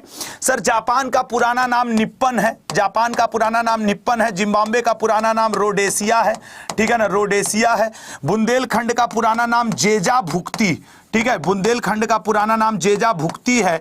और मेरे लल्ला उज्जैन का पुराना नाम अवंतिका है, उज्जैन का पुराना नाम अवंतिका है। इसी उज्जैन के पश्चिमी भाग से बिलोंग करते हैं मोहन यादव जी। वो हाल फिलहाल में किस राज्य के मुख्यमंत्री बने हैं बताइएगा? सर आपने उज्जैन कहा है तो वो मुख्यमंत्री कहां के बने हैं? मध्य प्रदेश के। मध्य प्रदेश के चुनाव में टोटल सीटों की संख्या कितनी थी? 230। भाजपा ने कितनी जीती थी? 163। भाई करेंट अफेयर हो, स्टैटिक हो, हिस्ट्री हो, कुछ भी हो, आपको एवर रेडी बैटरी बनना पड़ेगा, तब जाकर के कहीं सिलेक्शन मिलेगा, नहीं हो चुका खेल। चंद्र ग्रहण के दौरान चंद्रमा पर पड़ने वाली पृथ्वी की छाया को क्या कहते हैं? एक खुद देखो चंद्रमा पे पूछता है, शांति सागर धूल, शांति सागर का मैदान, शांति सागर धूल का मैदान, ये कहां पे पड़ता है? धूल का मैदान। तो लल्ला याद रखना, शांति सागर धूल का मैदान चंद्रमा पे पड़ता है। चंद्र ग्रहण को हम लोग लूनर इक्लिप्स कहते हैं। चंद्र ग्रहण के दौरान पृथ्वी की छाया को कितने भागों में बांटा गया है? तो सर 3 भाग में बांटा गया है, ठीक है ना, 3 भाग में बांटा गया है। और हाँ बिल्कुल, चलिए अगले क्वेश्चन। शिक्षा की वर्धा योजना कब लाई गई थी? शिक्षा से रिलेटेड एक करंट अफेयर जान लो, सुबह हम लोग पढ़े थे।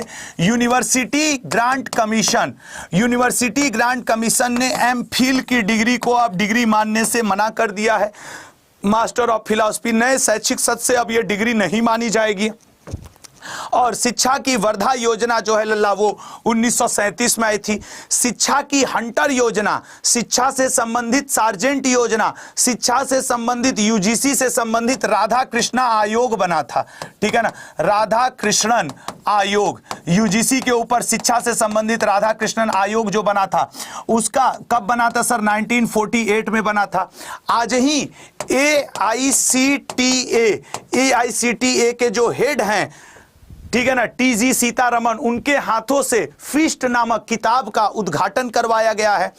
और शिक्षा की वर्धा योजना 1937 में। अच्छा, यहां पे 4 ईयर दिए हुए हैं, ठीक है ना, 4 ईयर दिए हुए हैं।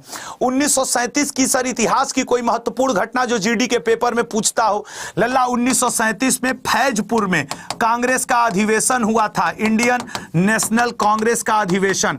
ये इंडियन नेशनल कांग्रेस का ऐसा अधिवेशन था मेरे भाई जो कि पहली बार किसी गांव में हुआ था और इसकी अध्यक्षता किया था जवाहरलाल नेहरू जी ने। 1937 से तुमसे यह प्रश्न एग्जाम में पूछ सकता है, ठीक है ना, 1937 से। और मैं क्यों इंडियन नेशनल कांग्रेस के अधिवेशन की बात किया हूं? अभी आपके बीता है 28 तारीख, एक दिन पहले ही बीता है ना, 28 दिसंबर 1885, 28 दिसंबर 1885 को इंडियन नेशनल कांग्रेस की स्थापना मनाया गया था।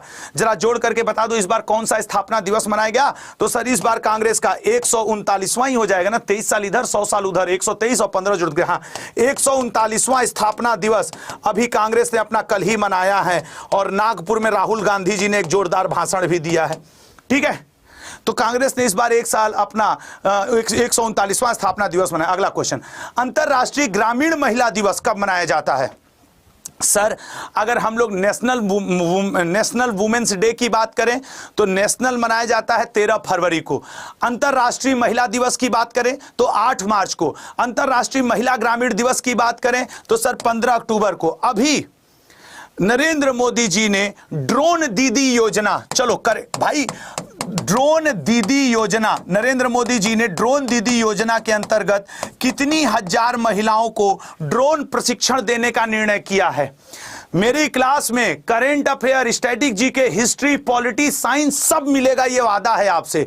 तो जो 2023 में आज से 20 दिन पहले ड्रोन दीदी योजना आई है उसके अंतर्गत 15,000 महिलाओं को मतलब सिखाया जाएगा ड्रोन उड़ाना। बोध गया के महाबोधि मंदिर का निर्माण किस काल में शुरू हुआ था बताइएगा? आपकी जानकारी के लिए बता दूं, आने वाले मंडे से मैं आपके लिए लगूंगा उत्तर प्रदेश विशेष के लिए भी और द 10 मिनट शो लेकर के भी। सुबह की करंट अफेयर की क्लास के तुरंत बाद उत्तर प्रदेश विशेष की 15 मिनट की क्लास रहेगी और शाम के क्लास के बाद द 10 मिनट शो भी रखने की कोशिश करूंगा। बोध गया के महाबोधि मंदिर का निर्माण सर सी ऑप्शन गुप्त वंश के काल में हुआ था। आइए गुप्त वंश थोड़ा पढ़ लेते हैं। गुप्त वंश का संस्थापक कौन था सर? श्रीगुप्त था। श्रीगुप्त की उपाधि क्या थी सर? महाराज की थी। सर गुप्त वंश का रियल फाउंडर कौन था? चंद्रगुप्त प्रथम।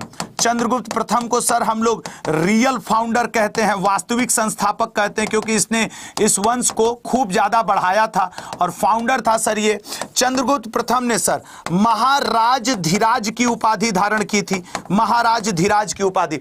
इस वंश वालों ने सबसे ज्यादा सिक्के जारी किए थे। अगर मैं इनके सिक्कों की बात कर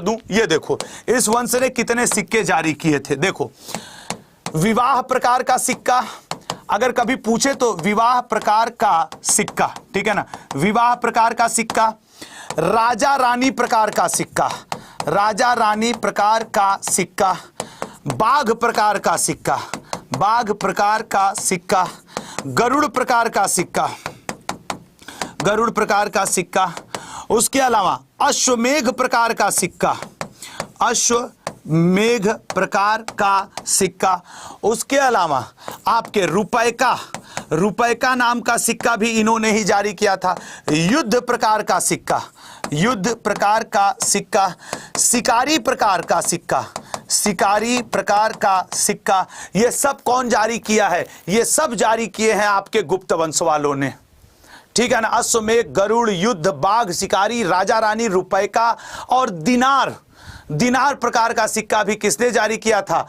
आपके विवाह प्रकार का सिक्का भी इसने जारी किया था। तो ये अब आपको याद रखना पड़ेगा, रटा रहेगा सभी को, ध्यान रहेगा सभी का। भैया बिहार एसएससी, बिहार के स्टूडेंट के लिए द 10 मिनट शो डेडिकेटेड रहेगा। ऐसा नहीं है कि मैं अपने भारत के किसी स्टेट या किसी स्टूडेंट को भूल जाऊं।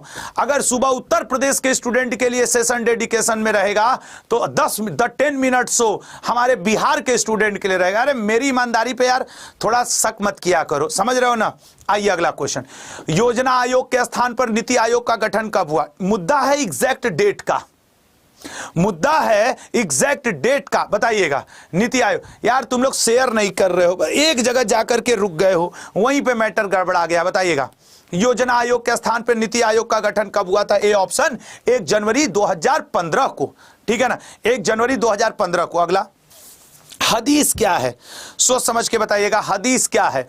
सर हदीस इस्लामिक कानून नहीं, इनमें से कोई भी नहीं। कुरान शरीफ को समझने के लिए, ठीक है ना, कुरान शरीफ को समझने के लिए, जहां तक मैं समझता हूं, पता नहीं मेरे मुस्लिम भाई दोस्त ही बताएंगे कि मैं सही कर रहा हूं कि नहीं, जो ग्रंथ की रचना की गई वो हदीस है। इस्लामिक कानून सरिया, जो लोग जल्दी जल्दी में ए ऑप्शन दे रहे हो, तो सरिया क्या है? फिर समझ रहे हो ना? तो इस्लामिक कानून को समझने के लिए जो बना दैट इज द हदीस। अगला पॉइंट, वर्ण व्यवस्था से संबंधित पुरुषोक्त मूलतः निम्न में से किसमें? वर्ण व्यवस्था। सर वर्ण व्यवस्था का जिक्र हमें ऋग्वेद में मिलता है, 10वां मंडल में मिलता है, ठीक है ना, 10वां मंडल में मिलता है। ब्राह्मण, क्षत्रिय, वैश्य और शूद्र, ये 4 वर्ण का जिक्र किया गया है। और सर सिर्फ वर्ण का ही जिक्र नहीं, वर्णाश्रम का जिक्र भी हमें इसी में मिलता है। उसमें माना गया है कि 0 से लेकर 100 वर्ष तक की आयु होती है। और वर्णाश्रम 4 हैं आपके। कौन सा? सबसे पहले ब्रह्मचर्य आश्रम। ब्रह्मचर्य जो आश्रम है इसमें आप लोग इस समय होंगे 0 से लेकर 25 वर्ष तक की आयु ब्रह्मचर्य होती है। मुझे उम्मीद है तुम लोग फॉलो कर रहे होगे। ब्रह्मचर्य मतलब लड़की लड़के के टच में नहीं रहेगी, लड़का लड़की के टच में नहीं रहेगा, सिर्फ अपने पढ़ाई पे ध्यान देगा। तुम लोग यही कर रहे हो ना? किसी लड़की से बात नहीं करते ना? कोई गर्लफ्रेंड नहीं ना? और मुन्नी तुम लोग कोई बॉयफ्रेंड नहीं ना? सही कर रही हो ना? यही ब्रह्मचर्य है। कोई बाबू खाना खाया नहीं खाया? अगर बाबू खाना खाया और बबूनी खाना खा के सोई कि नहीं तो ब्रह्मचर्य का पालन नहीं हो रहा है, मैं बता दे रहा हूं, ठीक है? बाबू को खाना खिलाते रहोगी, भविष्य में होने वाला बाबू बबूनी कुछ खा ही नहीं पाएगा बेचारा, गरीबी जो रहेगी। और तुम लोग जब बबूनी के चक्कर में शहर लगे हो ना तो फिर वही गाना मनोज तिवारी का बजेगा कि बबूनी के लागल बा शहर के हवा नहीं औरी पढ़ावा। तो निकल लेगी, घूम लेगी, पिज्जा उज्जा खा लेगी, और क्या है? तो इसीलिए कहता हूं कि ये सारी चीजें। खैर 25 से 50 गृहस्थ आश्रम। अब आया तुम लोग के काम का। यस सर, ये है। अब यहाँ पे लड़का बच्चा पैदा करिए, अड़ोसी पड़ोसी मामा मौसी सबसे मुलाकात रखिए, हैं? फिर उसके बाद सर 50 से लेके 75 तक अब सर आ गया वानप्रस्थ आश्रम, जिसमें हम लोग के पापा मम्मी हैं। 50 से 75 के बीच में हम लोग के पापा मम्मी की एज होगी ना।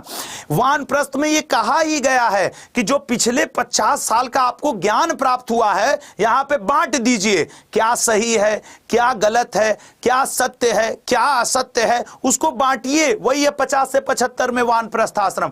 अब मेरा मुद्दा समझना, हम लोग के पापा मम्मी भी क्या कर गलत कर रहे हो बिटिया, बेटा ये गलत है। तो पापा मम्मी क्या करें, उनका एज है वही वाला चल रहा है। और जो 75 से 100 सन्यास, ये है चौथा आश्रम, सन्यास आश्रम। अब देखो 75 से 100 में कौन है? आसाराम बापू। अब इस समय हिमालय तो जा नहीं सकते, जेले में जाकर के अलग सन्यास, समझ रहे हो? तो सन्यास ले लिए। अब पहले का सब जुगाड़ हो गया, आप सन्यास ले लिए तो लोग अब जेल में चले जाते हैं 75 के बाद। सन्यास समाज से अलग। अरे भाई सन्यास होता क्या है? पहाड़ों पे जंगलों में जाके भीड़ से अलग, आम जनता से अलग पड़े हो। जेल में रहोगे तो वैसे वो आम जनता से अलग पड़े रहोगे। तो 75 से 100 सन्यास की घोषणा हो गई कि हम चल रहे हैं, टाटा बाय बाय, हैं? जप नाम है, आगे बढ़िए, निकल लीजिए। अगला, बहमनी राज्य की प्रथम राजधानी निम्नलिखित में से कौन सी थी? बताइएगा। बहमनी राज्य की प्रथम राजधानी पहली कौन सी थी? सर बहमनियों की पहली राजधानी हुआ करती थी गुलबर्गा। सर बहमनी की स्थापना किसने की थी? हसन गंगू नाम के व्यक्ति ने की थी। इसी ने अपने आप को सर बहमन शाह, ये मोहम्मद बिन तुगलक का चेला हुआ करता था। 1347 ईस्वी में सर इसने क्या किया था? हसन गंगू ने अपना नाम बदलकर अपने दोस्त को धोखा दे दिया मोहम्मद बिन तुगलक को, और बहमन शाह नाम से एक नया साम्राज्य बना लिया बहमनी। फिर इसने बहमनी बना करके उसको 4 भाग में बांट दिया। यही बहमनी वर्सेस विजयनगर की सर लड़ाई हुई थी। ये लड़ाई हुई थी सर 1565 ईस्वी में, जिसे सर हम लोग कहते हैं बनीहट्टी का युद्ध, या कृष्ण का युद्ध, या राक्षसी तांगड़ी का युद्ध, या फिर आपके वो कौन सा है, बनीहट्टी, कृष्ण का युद्ध, राक्षसी तांगड़ी का युद्ध, एक उसको तालीकोटा का युद्ध, उसी को हम लोग कहते हैं सर। इसी युद्ध में विजयनगर हार गया था सर और बहमनी जीत गए थे। लल्लन टॉप, बात खत्म। बी ऑप्शन सही। मेरियाना ट्रेंच कहां स्थित है? बताइएगा, मेरियाना ट्रेंच कहां स्थित है? सोच समझ के बताइए मेरियाना ट्रेंच कहां पे स्थित है। तो सर अगर मेरियाना ट्रेंच की बात करें तो डी ऑप्शन, प्रशांत महासागर में मेरियाना ट्रेंच स्थित है। जो सही कर दे 3 रुपया इनाम नहीं दूंगा। खेलो खेलो खेलो। एक को हमसे पूछ रहा है सर आपकी गर्लफ्रेंड है? देखो मेरा रोज एक अफेयर है, क्योंकि आई एम करेंट अफेयर। अब इसी से सोच लो, जो व्यक्ति डेली सुबह 8 AM पे अफेयर में रहता हो, हैं? तो हमारा तो करंट में अफेयर है 8 AM पे। आप भी जुड़िए SSC अड्डा में हमारे अफेयर में, ठीक है ना? ये देखिए सर हमसे सोचे हम शर्मा जाएंगे, हम ऐसे बोल देंगे। भैया हम तो खुल के कहते हैं, समाज वालों सुनो, डेली सुबह 8 बजे एसएससी अड्डा यूट्यूब चैनल पे मेरा करंट में अफेयर है, आप करंट अफेयर में आ सकते हैं। आपको भी अफेयर चलाना है, आइए सुबह 8 बजे, मैं ऐसा ऐसा करंट लगवाऊंगा कि आप उछल न गए तो 2 फुट तो हमको बता दीजिएगा, ठीक है। आइए चलिए, लव यू टू, खत्म बात। इसका क्या है, कौन था मैन ऑफ द मैच, बताओ तो जरा। Sir man of the match है मोहिंदर अमरनाथ जी, ठीक है, मोहिंदर। अच्छा, वर्ल्ड कप 2011 में कौन मैन ऑफ द मैच था? वर्ल्ड कप 2011 में मैन ऑफ द मैच कौन था, याद है किसी को? वनडे इंटरनेशनल का जो भारत ने जीता था उसमें मैन ऑफ द मैच कौन था? 23 वाला तो सबको पता है, ट्रेविस हेड था। 2011 वाला बताइएगा, ठीक है। अगला, भारत ने प्रथम न्यूक्लियर ऊर्जा स्टेशन की स्थापना कहां हुई है? वैसे आपको बता दें, न्यूक्लियर ऊर्जा स्टेशन के लिए भारत ने अभी रूस के साथ समझौता किया है, और रूस के साथ जो भारत ने समझौता किया है किस के लिए? कुडनकुलम, ठीक है ना, कुडनकुलम न्यूक्लियर पावर प्लांट के लिए भारत प्लस रूस ने आपस में क्या किया है? समझौता किया है। रीजन ये है कि जो कुडनकुलम पावर प्लांट है ये रूस की ही तकनीक पे भारत में खोला गया है। तो ये करंट अफेयर में ये भी चर्चा में है लल्ला, आज ही सुबह मैंने पढ़ाया था, आज ही सुबह मैंने इसको पढ़ाया था, ठीक है। अगला, सिंधु सभ्यता का निम्नलिखित में से किससे व्यापारिक संबंध था? सिंधु सभ्यता का किससे व्यापारिक संबंध था? सर सिंधु सभ्यता का व्यापारिक संबंध बहरीन, ईरान, सुमेर सबसे हुआ करता था। यही तो थे ईरान वाले, आपके मेसोपोटामिया की सभ्यता, सुमेरिया की सभ्यता, चीन की सभ्यता। अरे सिंधु घाटी सभ्यता वाले लोथल से पानी का जहाज पकड़ करके निकल लेते थे और जा करके बाहर व्यापार करते थे। तो जब ये सिंधु घाटी सभ्यता वाले मेसोपोटामिया पहुंचते थे व्यापार करने के लिए, तो मेसोपोटामिया के लोग सिंधु घाटी सभ्यता को किस नाम से लोगों को बुलाते थे? तो मेलुहा के नाम से बुलाते थे। अगर ये व्यापार करेंगे तो इनकी अर्थव्यवस्था किस प्रकार की थी? एक क्वेश्चन ये भी आपके पेपर में बनता है। सिंधु घाटी सभ्यता की अर्थव्यवस्था, सिंधु घाटी सभ्यता की अर्थव्यवस्था थी barter system, exchange of goods, सामान के बदले सामान। याद करो कि जैसे नानी दादी लोग के गांव जाओ, गेहूं चावल थोड़ा सा दे देती हैं, उसके बदले क्या मिल जाता है? थोड़ा पैसा। या हम लोग जैसे जाते थे तो हमारी नानी आधा आधा बोरा गेहूं बेच देती थी हमारे टॉफी और वो पत्थर वाले आइसक्रीम के लिए। नहीं, लाल पीला इतना बड़ा आइसक्रीम आता रहता है, ऑरेंज वाला फेंक के मारो तो सर फट जाए। उसकी चक्कर में हम आधा बोरा गेहूं तो नानी का बेचवाई देते थे, कभी आधा बोरा, कभी झोले में 2 किलो 4 किलो, क्योंकि नानी एक ही बार में 100 रुपया लेके उससे रख लेती थी कि फिर हमारा नाती मांगेगा तो फिर खिलाना है। तो वो कहलाता है एक्सचेंज ऑफ गुड्स या बार्टर सिस्टम या वस्तु विनिमय प्रणाली, ठीक है ना। हिंदी में उसको क्या कहते हैं लल्ला? वस्तु विनिमय प्रणाली। यही वस्तु विनिमय प्रणाली आपके किस समय चलती थी? सिंधु घाटी सभ्यता के समय चलती। अच्छा, कितने लोग गेहूं चावल चना बेच करके वो पत्थर वाली आइसक्रीम और वो एक नमक टाइप का आता था ना, ऐसे जीभ पे लगाओ तो जीभ जल सी जाती थी, इतने बड़े पैकेट में रहता था, आधा भूरे रंग का आधा काले रंग का, ऐसा आता था ना। एक आता था कि वो ऐसे पैकेट में रहता था, आधा इसमें ब्लैक कलर का रहता था, आधा ब्राउन कलर का रहता था, एक से जीभ उब जलता था एकदम ना। ये सब बचपना की कुछ यादें हैं यार। और एक वो वाला भी दौर था, छत पे चढ़ के एंटीना घुमाए पड़े हैं, ए झिलमिलाना बंद हुआ तो नीचे नहीं, अभी थोड़ा सा और घुमाओ, हाँ सही चल रहा है। ये भी एक दौर था। अब ससुरा सब गड़बड़ा गया। अब तो इसको लगा ढाला तो लाइव झींगा लाला, अगला क्वेश्चन आ डाला। अब तो यही होता है ना ऐसे, हाँ सोनी ये वो धन फन मार, चैनल चेंज हो रहा है। चलिए, एशियाटिक सोसाइटी ऑफ बंगाल की स्थापना किस वर्ष में की गई थी? एक बात बता रहा हूं, सुबह 8 बजे की करंट अफेयर मत छोड़ना। और कल तो वैसे भी आपके लिए सरप्राइज है, कल मैं पहले वीकली टेस्ट कराऊंगा, वीकली टेस्ट। उसके बाद हमने नवंबर दोहरा लिया है, सितंबर दोहरा लिया है, अक्टूबर। मैं एक सेशन, एक मिनट मेरी बात समझ लेना। तुम खाली शनिवार भी अगर सुबह 8 बजे करंट अफेयर में जुड़ोगे ना, तो जैसे मैंने पिछले 3 सैटरडे से, एक सैटरडे को मैंने नवंबर दोहरवाया था, उसके बाद मैंने अक्टूबर, उसके बाद मैंने सितंबर, कल जो लड़का लड़की आएगा उससे हम लोग क्या दोहराएंगे? अगस्त दोहराएंगे, प्लस पूरे हफ्ते का टेस्ट भी लेंगे। तो भैया क्या प्रयत्न करे एक टीचर आपके सिलेक्शन के लिए, वो आप यहां पे देख सकते हैं, ठीक है ना। चलिए इसका आंसर करके बताइएगा कि एशियाटिक सोसाइटी ऑफ बंगाल की स्थापना किस वर्ष में की गई थी। Asiatic Society of Bengal 1784।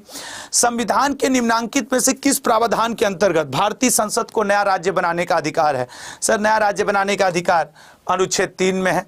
25 question हो गया, आप कल, ठीक है अब कल हट, अब थकान हो गई यार, अब कितना उम्र के इस पड़ाव पे। अब आज भारतीय राष्ट्रीय आंदोलन से संबंधित निम्नलिखित घटनाओं को पढ़ें। अच्छा आंसर ना करें, खाली पढ़ें।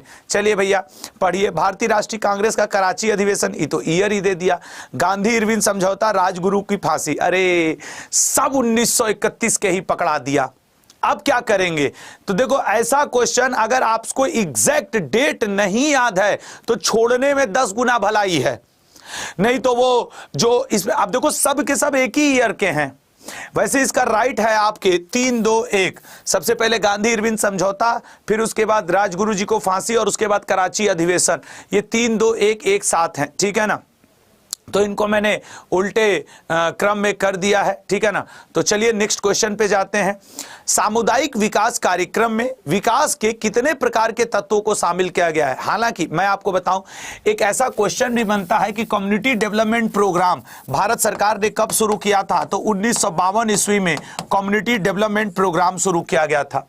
और इसमें कितने प्रकार के तत्वों को शामिल किया गया है, तो 5 प्रकार के तत्वों को सामुदायिक विकास कार्यक्रम में शामिल किया गया है। अगला, ग्राम सभा एक गांव के सभी लोगों की आम सभा है जिन्होंने वर्ष की आयु प्राप्त कर ली है। मतलब जिसे आप ग्राम सभा कहते हैं वो कितने वर्ष के आयु प्राप्त वर्गों के लिए है, 15 वर्ष, 18 वर्ष, 21 या 25। हमेशा याद रखिएगा ग्राम सभा जो है वो 18 वर्ष से ऊपर जो भी बालिग है। भाई उसने चुनाव लड़ने के लिए तो नहीं पूछा ना आयु, कि कुछ लोग जो एक्स्ट्रा सोच रख करके 21 वर्ष टिक मार दें। क्या उसने ये पूछा है कि सरपंच बनने के लिए कितनी आयु चाहिए? नहीं। तो फिर आपने कहां से अपना एक्स्ट्रा दिमाग लगा करके ये पुट कर दिया? भाई जितने बालिग हैं सब वोट देंगे 18 वर्ष वाले। उसने वोटिंग का आयु तो वो क्या कहते हैं सरपंच के चुनाव की आयु तो पूछी नहीं है कि ग्राम प्रधान का या मुखिया का चुनाव लड़ने के लिए कितनी आयु होनी चाहिए। तो जब आप ओवर थिंकिंग भी करते हैं ना तो कुछ क्वेश्चन गड़बड़ा देते हैं। तो जितने लोग 21 वर्ष लिखे वो ओवर थिंकिंग की वजह से लिखे हैं, ठीक है। मत किया करिए ओवर थिंकिंग। और ये जो मेरी क्लास है आप उत्तर प्रदेश पुलिस जीडी दोनों के लिए, एसआई के लिए ये क्लास ले सकते हैं। और मैंने आपसे वादा किया हुआ है नए साल में 1 जनवरी से मैं आप लोगों के लिए उत्तर प्रदेश की ये जो पुलिस की और एसआई की वैकेंसी आई है उसके लिए डेली एक छोटा सेशन 15 मिनट का ही लूंगा, लेकिन लूंगा जरूरी, आपसे वादा है। और शाम को 10 मिनट शो, ताकि बिहार SSC का भी उसी में और अन्य एग्जाम जीडी का चलता रहे। किस भाग में पंचायतों के लिए प्रावधान किया गया है बताइएगा। संविधान के किस भाग में पंचायतों के लिए प्रावधान किया गया है? A option. भाग 9 में पंचायतों के लिए प्रावधान किया गया है। भाग 9A और 9B। 9A में आपके नगर निगम का प्रावधान कर दिया गया है, तो 9B में आपके सहकारी समिति या कोऑपरेटिव सोसाइटी के बारे में जिक्र किया गया है। तो ये दोनों भी अक्सर आपसे पूछता है 9A 9B, ठीक है ना, कि नगर निगम का जिक्र कहां है, सहकारी समिति कोऑपरेटिव सोसाइटी का जिक्र कहां है। निम्न में से कौन सा भारत का पहला राज्य है जिसने पंचायत चुनाव में भाग लेने के लिए न्यूनतम योग्यता का निर्धारण किया है कि भैया कम से कम इतना पढ़े रहोगे, इतनी योग्यता होगी तो ही आप पंचायत का चुनाव लड़ सकते हो, और वो है आपके राजस्थान। राजस्थान सरकार ने यह किया हुआ है। सल्तनत काल में किस भाषा को राजभाषा का दर्जा दिया गया था? तो सल्तनत काल में फारसी। इवन आपको बताएं कि मुगल काल में भी फारसी को ही राजभाषा का दर्जा था। आप उर्दू टिक मत मार के आइएगा, चाहे सल्तनत काल हो चाहे आपके मुगल काल हो, दोनों ही समय फारसी भाषा को ही राजकीय भाषा का सम्मान प्राप्त था, उर्दू को नहीं प्राप्त था, याद रखिएगा। ईरानी पद्धति सिजदा की शुरुआत किसने की? कई किताबों में सजदा भी मिलता है जो कि सही भी है। सजदा, पायबोस, इन सब की शुरुआत की थी बलबन ने। बलबन, एक क्वेश्चन ऐसे पूछेगा कि बलबन अपने दरबार को किस पद्धति पर चलाता था? ईरानी पद्धति, ठीक है ना। बलबन अपने आप को बड़ा इलाइट क्लास का, बड़ा अमीर माना करता था, और बलबन अपने दरबार को किस पद्धति पर चलाता था? तो बलबन अपने दरबार को, मेरे भाई मेरे दोस्त, किस पद्धति पे? तो वो आपके है ईरानी पद्धति, ठीक है ना। ईरानी पद्धति पे बलबन अपने दरबार को चलाया करता था। अगला क्वेश्चन, भारतीय राष्ट्रीय कांग्रेस की किस अधिवेशन की अध्यक्षता सुभाष चंद्र बोस ने की थी? सर 1938 में हरिपुर की, और यही नहीं 1939 में त्रिपुरी की। इन दो कांग्रेस अधिवेशन की अध्यक्षता आदरणीय सुभाष चंद्र बोस जी ने की थी, ठीक है ना। दो ऐसे अधिवेशन रहे हैं जिसकी अध्यक्षता किसने की है? तो सुभाष चंद्र बोस जी ने की है। यह भी आपको ध्यान रखना होगा, सुभाष चंद्र बोस जी ने। अगले क्वेश्चन पे जानते हैं, ए ऑप्शन। जब चंद्रमा पृथ्वी के सबसे नजदीक होता है तो ऐसी स्थिति क्या कहलाती है? बताइए। जब चंद्रमा और पृथ्वी आपस में सबसे करीब होते हैं तो ऐसी स्थिति को प्रेगी कहा जाता है। नेक्स्ट, निम्नलिखित में से कौन सा बिम्स्टेक का सदस्य है? बिम्स्टेक, तो बिम्स्टेक का सदस्य इसमें से एक है, दैट इज श्रीलंका, ठीक है ना। नेक्स्ट पॉइंट, अब देखो ये क्वेश्चन कि है तो ये एक्चुअली 2023 में इनका निधन हुआ इसलिए चर्चा में है। 2002 में इनको पद्मश्री मिला, 2013 में पद्म भूषण मिला। शास्त्रीय नृत्यांगना सरोजा वैद्यनाथ किस शास्त्रीय नृत्य से संबंधित हैं, जिनका हाल ही में 21 सितंबर 2023 को दिल्ली में निधन हो गया? तो सर सरोजा वैद्यनाथन जी हुआ करती थी भारतनाट्यम से। अगला क्वेश्चन, विश्व बैंक और अंतरराष्ट्रीय मुद्रा कोष की स्थापना का निर्णय किस वर्ष लिया गया था? ब्रेटन वुड ट्विंस, तो सर विश्व बैंक और इनका 1944 में, ठीक है ना। ब्रेटन वुड की समझौता के द्वारा, जैसे आपके सैन फ्रांसिस्को समझौता के द्वारा यूनाइटेड नेशन बना, ठीक है ना। मास्ट्रिच समझौता के द्वारा भी बड़ी संस्था बनी, उसी तरीके से ब्रेटन वुड सम्मेलन समझौता के द्वारा विश्व बैंक 1944 में बना। 1 दिसंबर को सीमा सुरक्षा बल का कौन सा स्थापना दिवस मनाया गया है? अच्छा, आपकी जानकारी के लिए बता दें, कल तो संडे है, ठीक है। 1 जनवरी और 3 जनवरी, 3 जनवरी को तो मैं वर्ष भर का करंट अफेयर पढ़ाऊंगा, वर्ष भर का करंट अफेयर। लेकिन 1 जनवरी को भी सुबह में 8 बजे, ठीक है ना, ये भी सुबह में 8 बजे ही है। 3 जनवरी को, 1 जनवरी को भी सुबह में 8 बजे मेरा जितना द 10 मिनट शो है, मैं उनका क्या करने वाला हूं? कंपाइलेशन आपको पढ़ाने वाला हूं, 10 क्वेश्चन करके, ठीक है ना। तो ये भी बहुत मजेदार होने वाला है द 10 मिनट शो। और ये मुख्य आकर्षण तो यही है, जैसे ये सेमीफाइनल है और ये फाइनल है, तो 1 जनवरी और 8 आपके क्या कहा जाता है? 3 जनवरी की क्लास आपसे नहीं छूटनी चाहिए। अगला पॉइंट आएंगे, पृथ्वी अपनी धुरी पर घूमती है किस साइड से किस साइड की ओर? पूरब से पश्चिम की ओर, दक्षिण से उत्तर की ओर, उत्तर से दक्षिण की ओर, पश्चिम से पूरब की ओर। किधर घूमती है पृथ्वी? बताइएगा, बताओ बताओ बताओ, किधर की तरफ घूमती है पृथ्वी अपने उस पे, ठीक है ना। हाँ, तो भैया इसका राइट आंसर है आपके डी ऑप्शन, पश्चिम से पूरब की ओर, ठीक है ना, पश्चिम से पूरब की ओर। अगला क्वेश्चन, कार्ल मार्क्स किस देश का निवासी हुआ करता था? कार्ल मार्क्स किस देश का निवासी हुआ करता था? ठीक है ना, कार्ल मार्क्स किस देश का निवासी हुआ करता था, ये आपको बताना है। तो सर कार्ल मार्क्स किस देश का निवासी? जर्मनी का, ठीक है ना, कार्ल मार्क्स जर्मनी का। अगला, कांग्रेस के किस अधिवेशन में पूर्ण स्वराज की मांग की गई? बताओ। देखो, कांग्रेस के 1929 के अधिवेशन में जो लाहौर में हुआ था, रावी नदी के किनारे हुआ था, जवाहरलाल नेहरू जी ने जिसकी अध्यक्षता की थी, पूर्ण स्वराज की मांग की गई थी, ठीक है ना, पूर्ण स्वराज की मांग की गई थी। अगला, भारत के प्रधानमंत्री की नियुक्ति होती है या वो चयन होता है, निर्वाचन होता है या मनोनय होता है? बताइएगा, भारत के प्रधानमंत्री का क्या किया जाता है? सोच समझ के बताइएगा। तो सर भारत के प्रधानमंत्री की नियुक्ति होती है, जो भी बहुमत दल का सबसे बड़ा नेता होता है उसकी नियुक्ति होती है। उसी तरीके से जो भारत के राज्यों के मुख्यमंत्री हैं उनकी भी नियुक्ति होती है। जैसे कोई भी व्यक्ति मुख्यमंत्री पद का चुनाव नहीं लड़ता है, वो विधायक का चुनाव लड़ता है। कोई प्रधानमंत्री पद का चुनाव नहीं होता है, सांसद का चुनाव होता है। फिर बहुमत का जो संसदीय होता है, सांसद लोग होते हैं जो बहुमत दल में होते हैं, वो अपना नेताजी से चूज करते हैं, वो प्रधानमंत्री बनता है। उसी तरीके से जो विधायक विधायक दल का नेता नियुक्त किया जाता है वो बनता है राज्य का मुख्यमंत्री। अगला पॉइंट, लोकतंत्रात्मक शासन की सफलता के लिए आवश्यक है, बताइए। एक देश में अच्छा डेमोक्रेसी हो, डेमोक्रेटिक गवर्नेंस हो, उसके लिए क्या आवश्यक है? शिक्षित जनता, आर्थिक समानता, नागरिक स्वतंत्रता या उपयुक्त सभी? तो सर इसका राइट आंसर है उपयुक्त सभी, तब जाकर के एक अच्छे डेमोक्रेसी लोकतंत्र का निर्माण होगा, ठीक है ना। अगला पॉइंट, अभी याद है लोकतंत्र सूचकांक आया था, लोकतंत्र सूचकांक में भारत को काफी नीचे स्थान दिया गया था, तो हम और आप बहुत सारे लोग दुखी हुए थे कि भारत में इतना मजबूत लोकतंत्र है और भारत की रैंकिंग इतनी लो। एक्चुअली लल्ला वहां पे हम लोग थोड़ा सा गलत थे। कैसे गलत थे?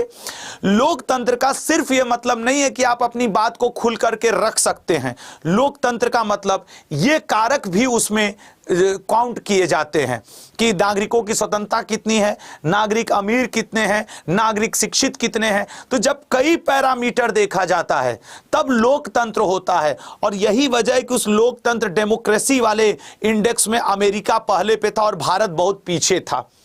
और हम लोग लोकतंत्र का एक मतलब निकालते हैं चुनाव से, वोट से, बोलने की आजादी से, समझ रहे हो ना। तो उस दिन हम लोगों को बहुत दुख हुआ था कि अरे भारत में इतना मजबूत लोकतंत्र है, भारत पीछे कैसे है? अरे काहे नहीं पीछे रहेगा?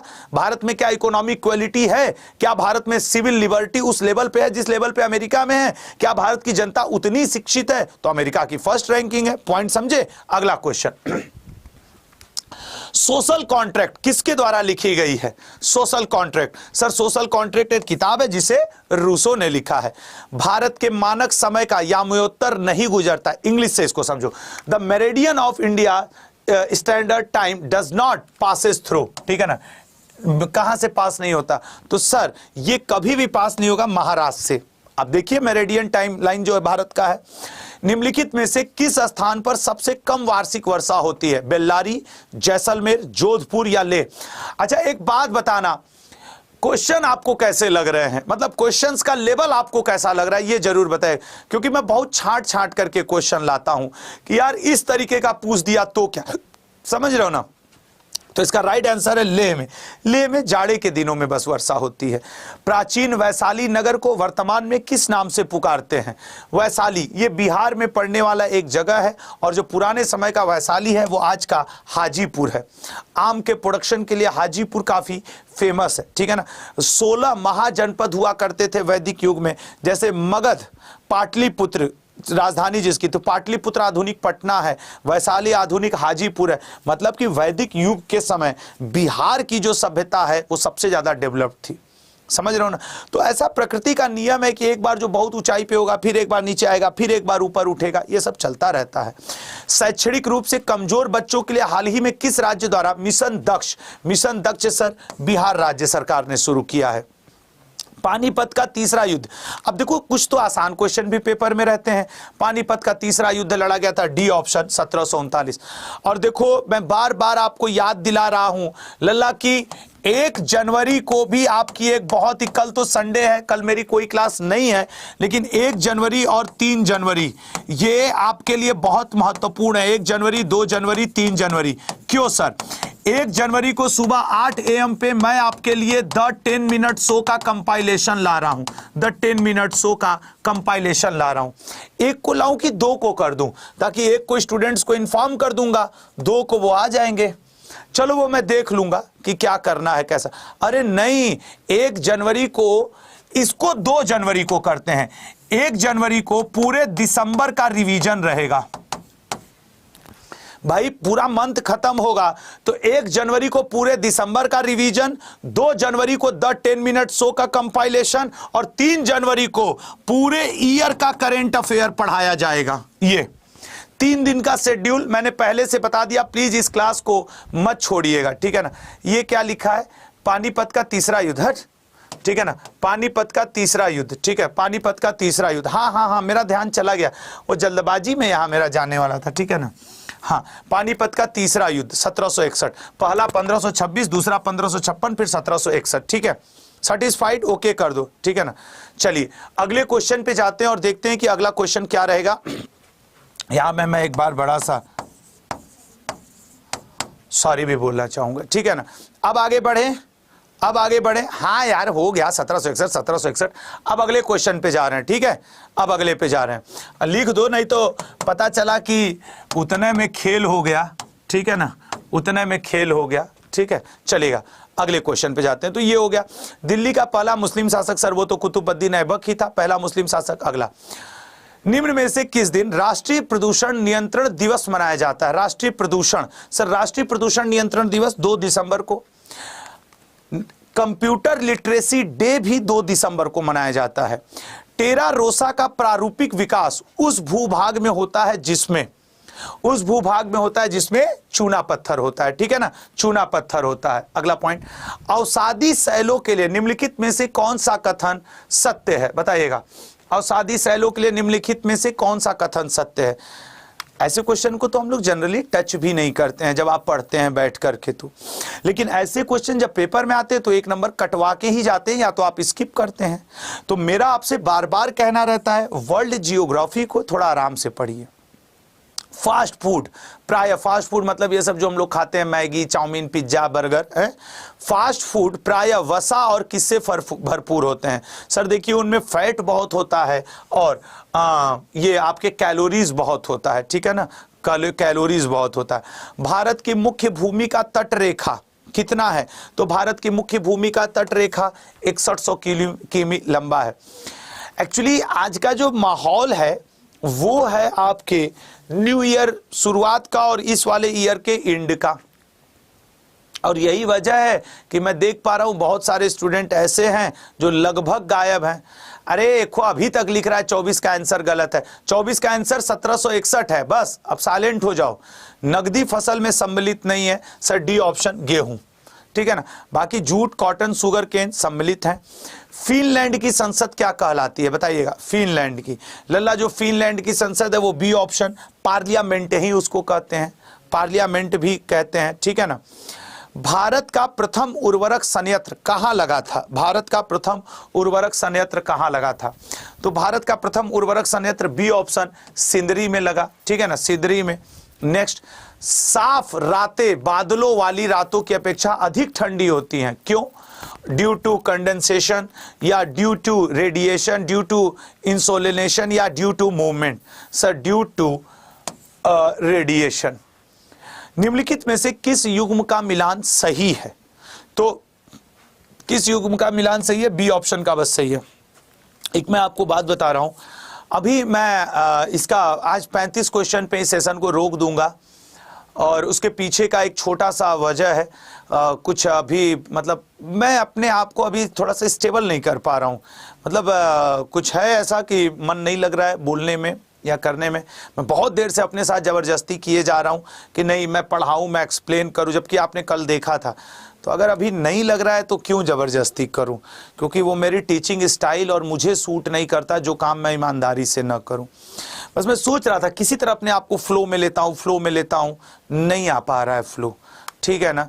तो ठीक है, आज इतना प्रैक्टिस कर लिए, 35 क्वेश्चन पढ़ लिए, इतने पे इसको मैं रोक दूंगा, क्योंकि मेरा हमेशा से मानना रहा है जो काम आप ईमानदारी से न करें वो आपको नहीं करना चाहिए। अगर भाई दिवे इंसान हूँ, नहीं मैं कहीं कुछ डिस्टर्ब हूँ या कुछ सोच रहा हूँ और पढ़ाए जा रहा हूँ तो ये तो गलत होगा ना।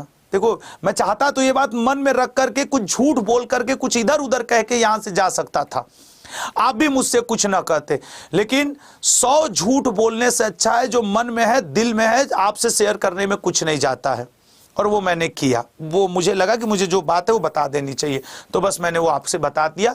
बाकी आपको कोई वो नहीं है, ठीक है ना।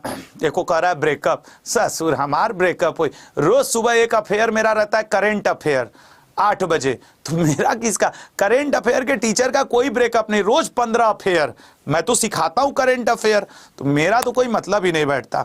आपको भी करना है तो करिए। देखिए आप ही के ग्रुप में एक आई लव यू लिखे बैठा हुआ है, देख रहे हैं, ऐसे एक आंख दूठो हैं होते हैं, ठीक है ना। छोड़िए, जाने दीजिए, इग्नोर करिए। तो कल तो संडे हो जाएगी हमारी, आपकी मंडे को सुबह में मुलाकात होगी, और हो सकता है कल शाम में भी आ जाए, लेकिन ज्यादा प्रोबेबिलिटी है मंडे की सुबह 8 बजे। तब तक के लिए जय हिंद, जय भारत, जय हिंद, जय भारत, ठीक है ना।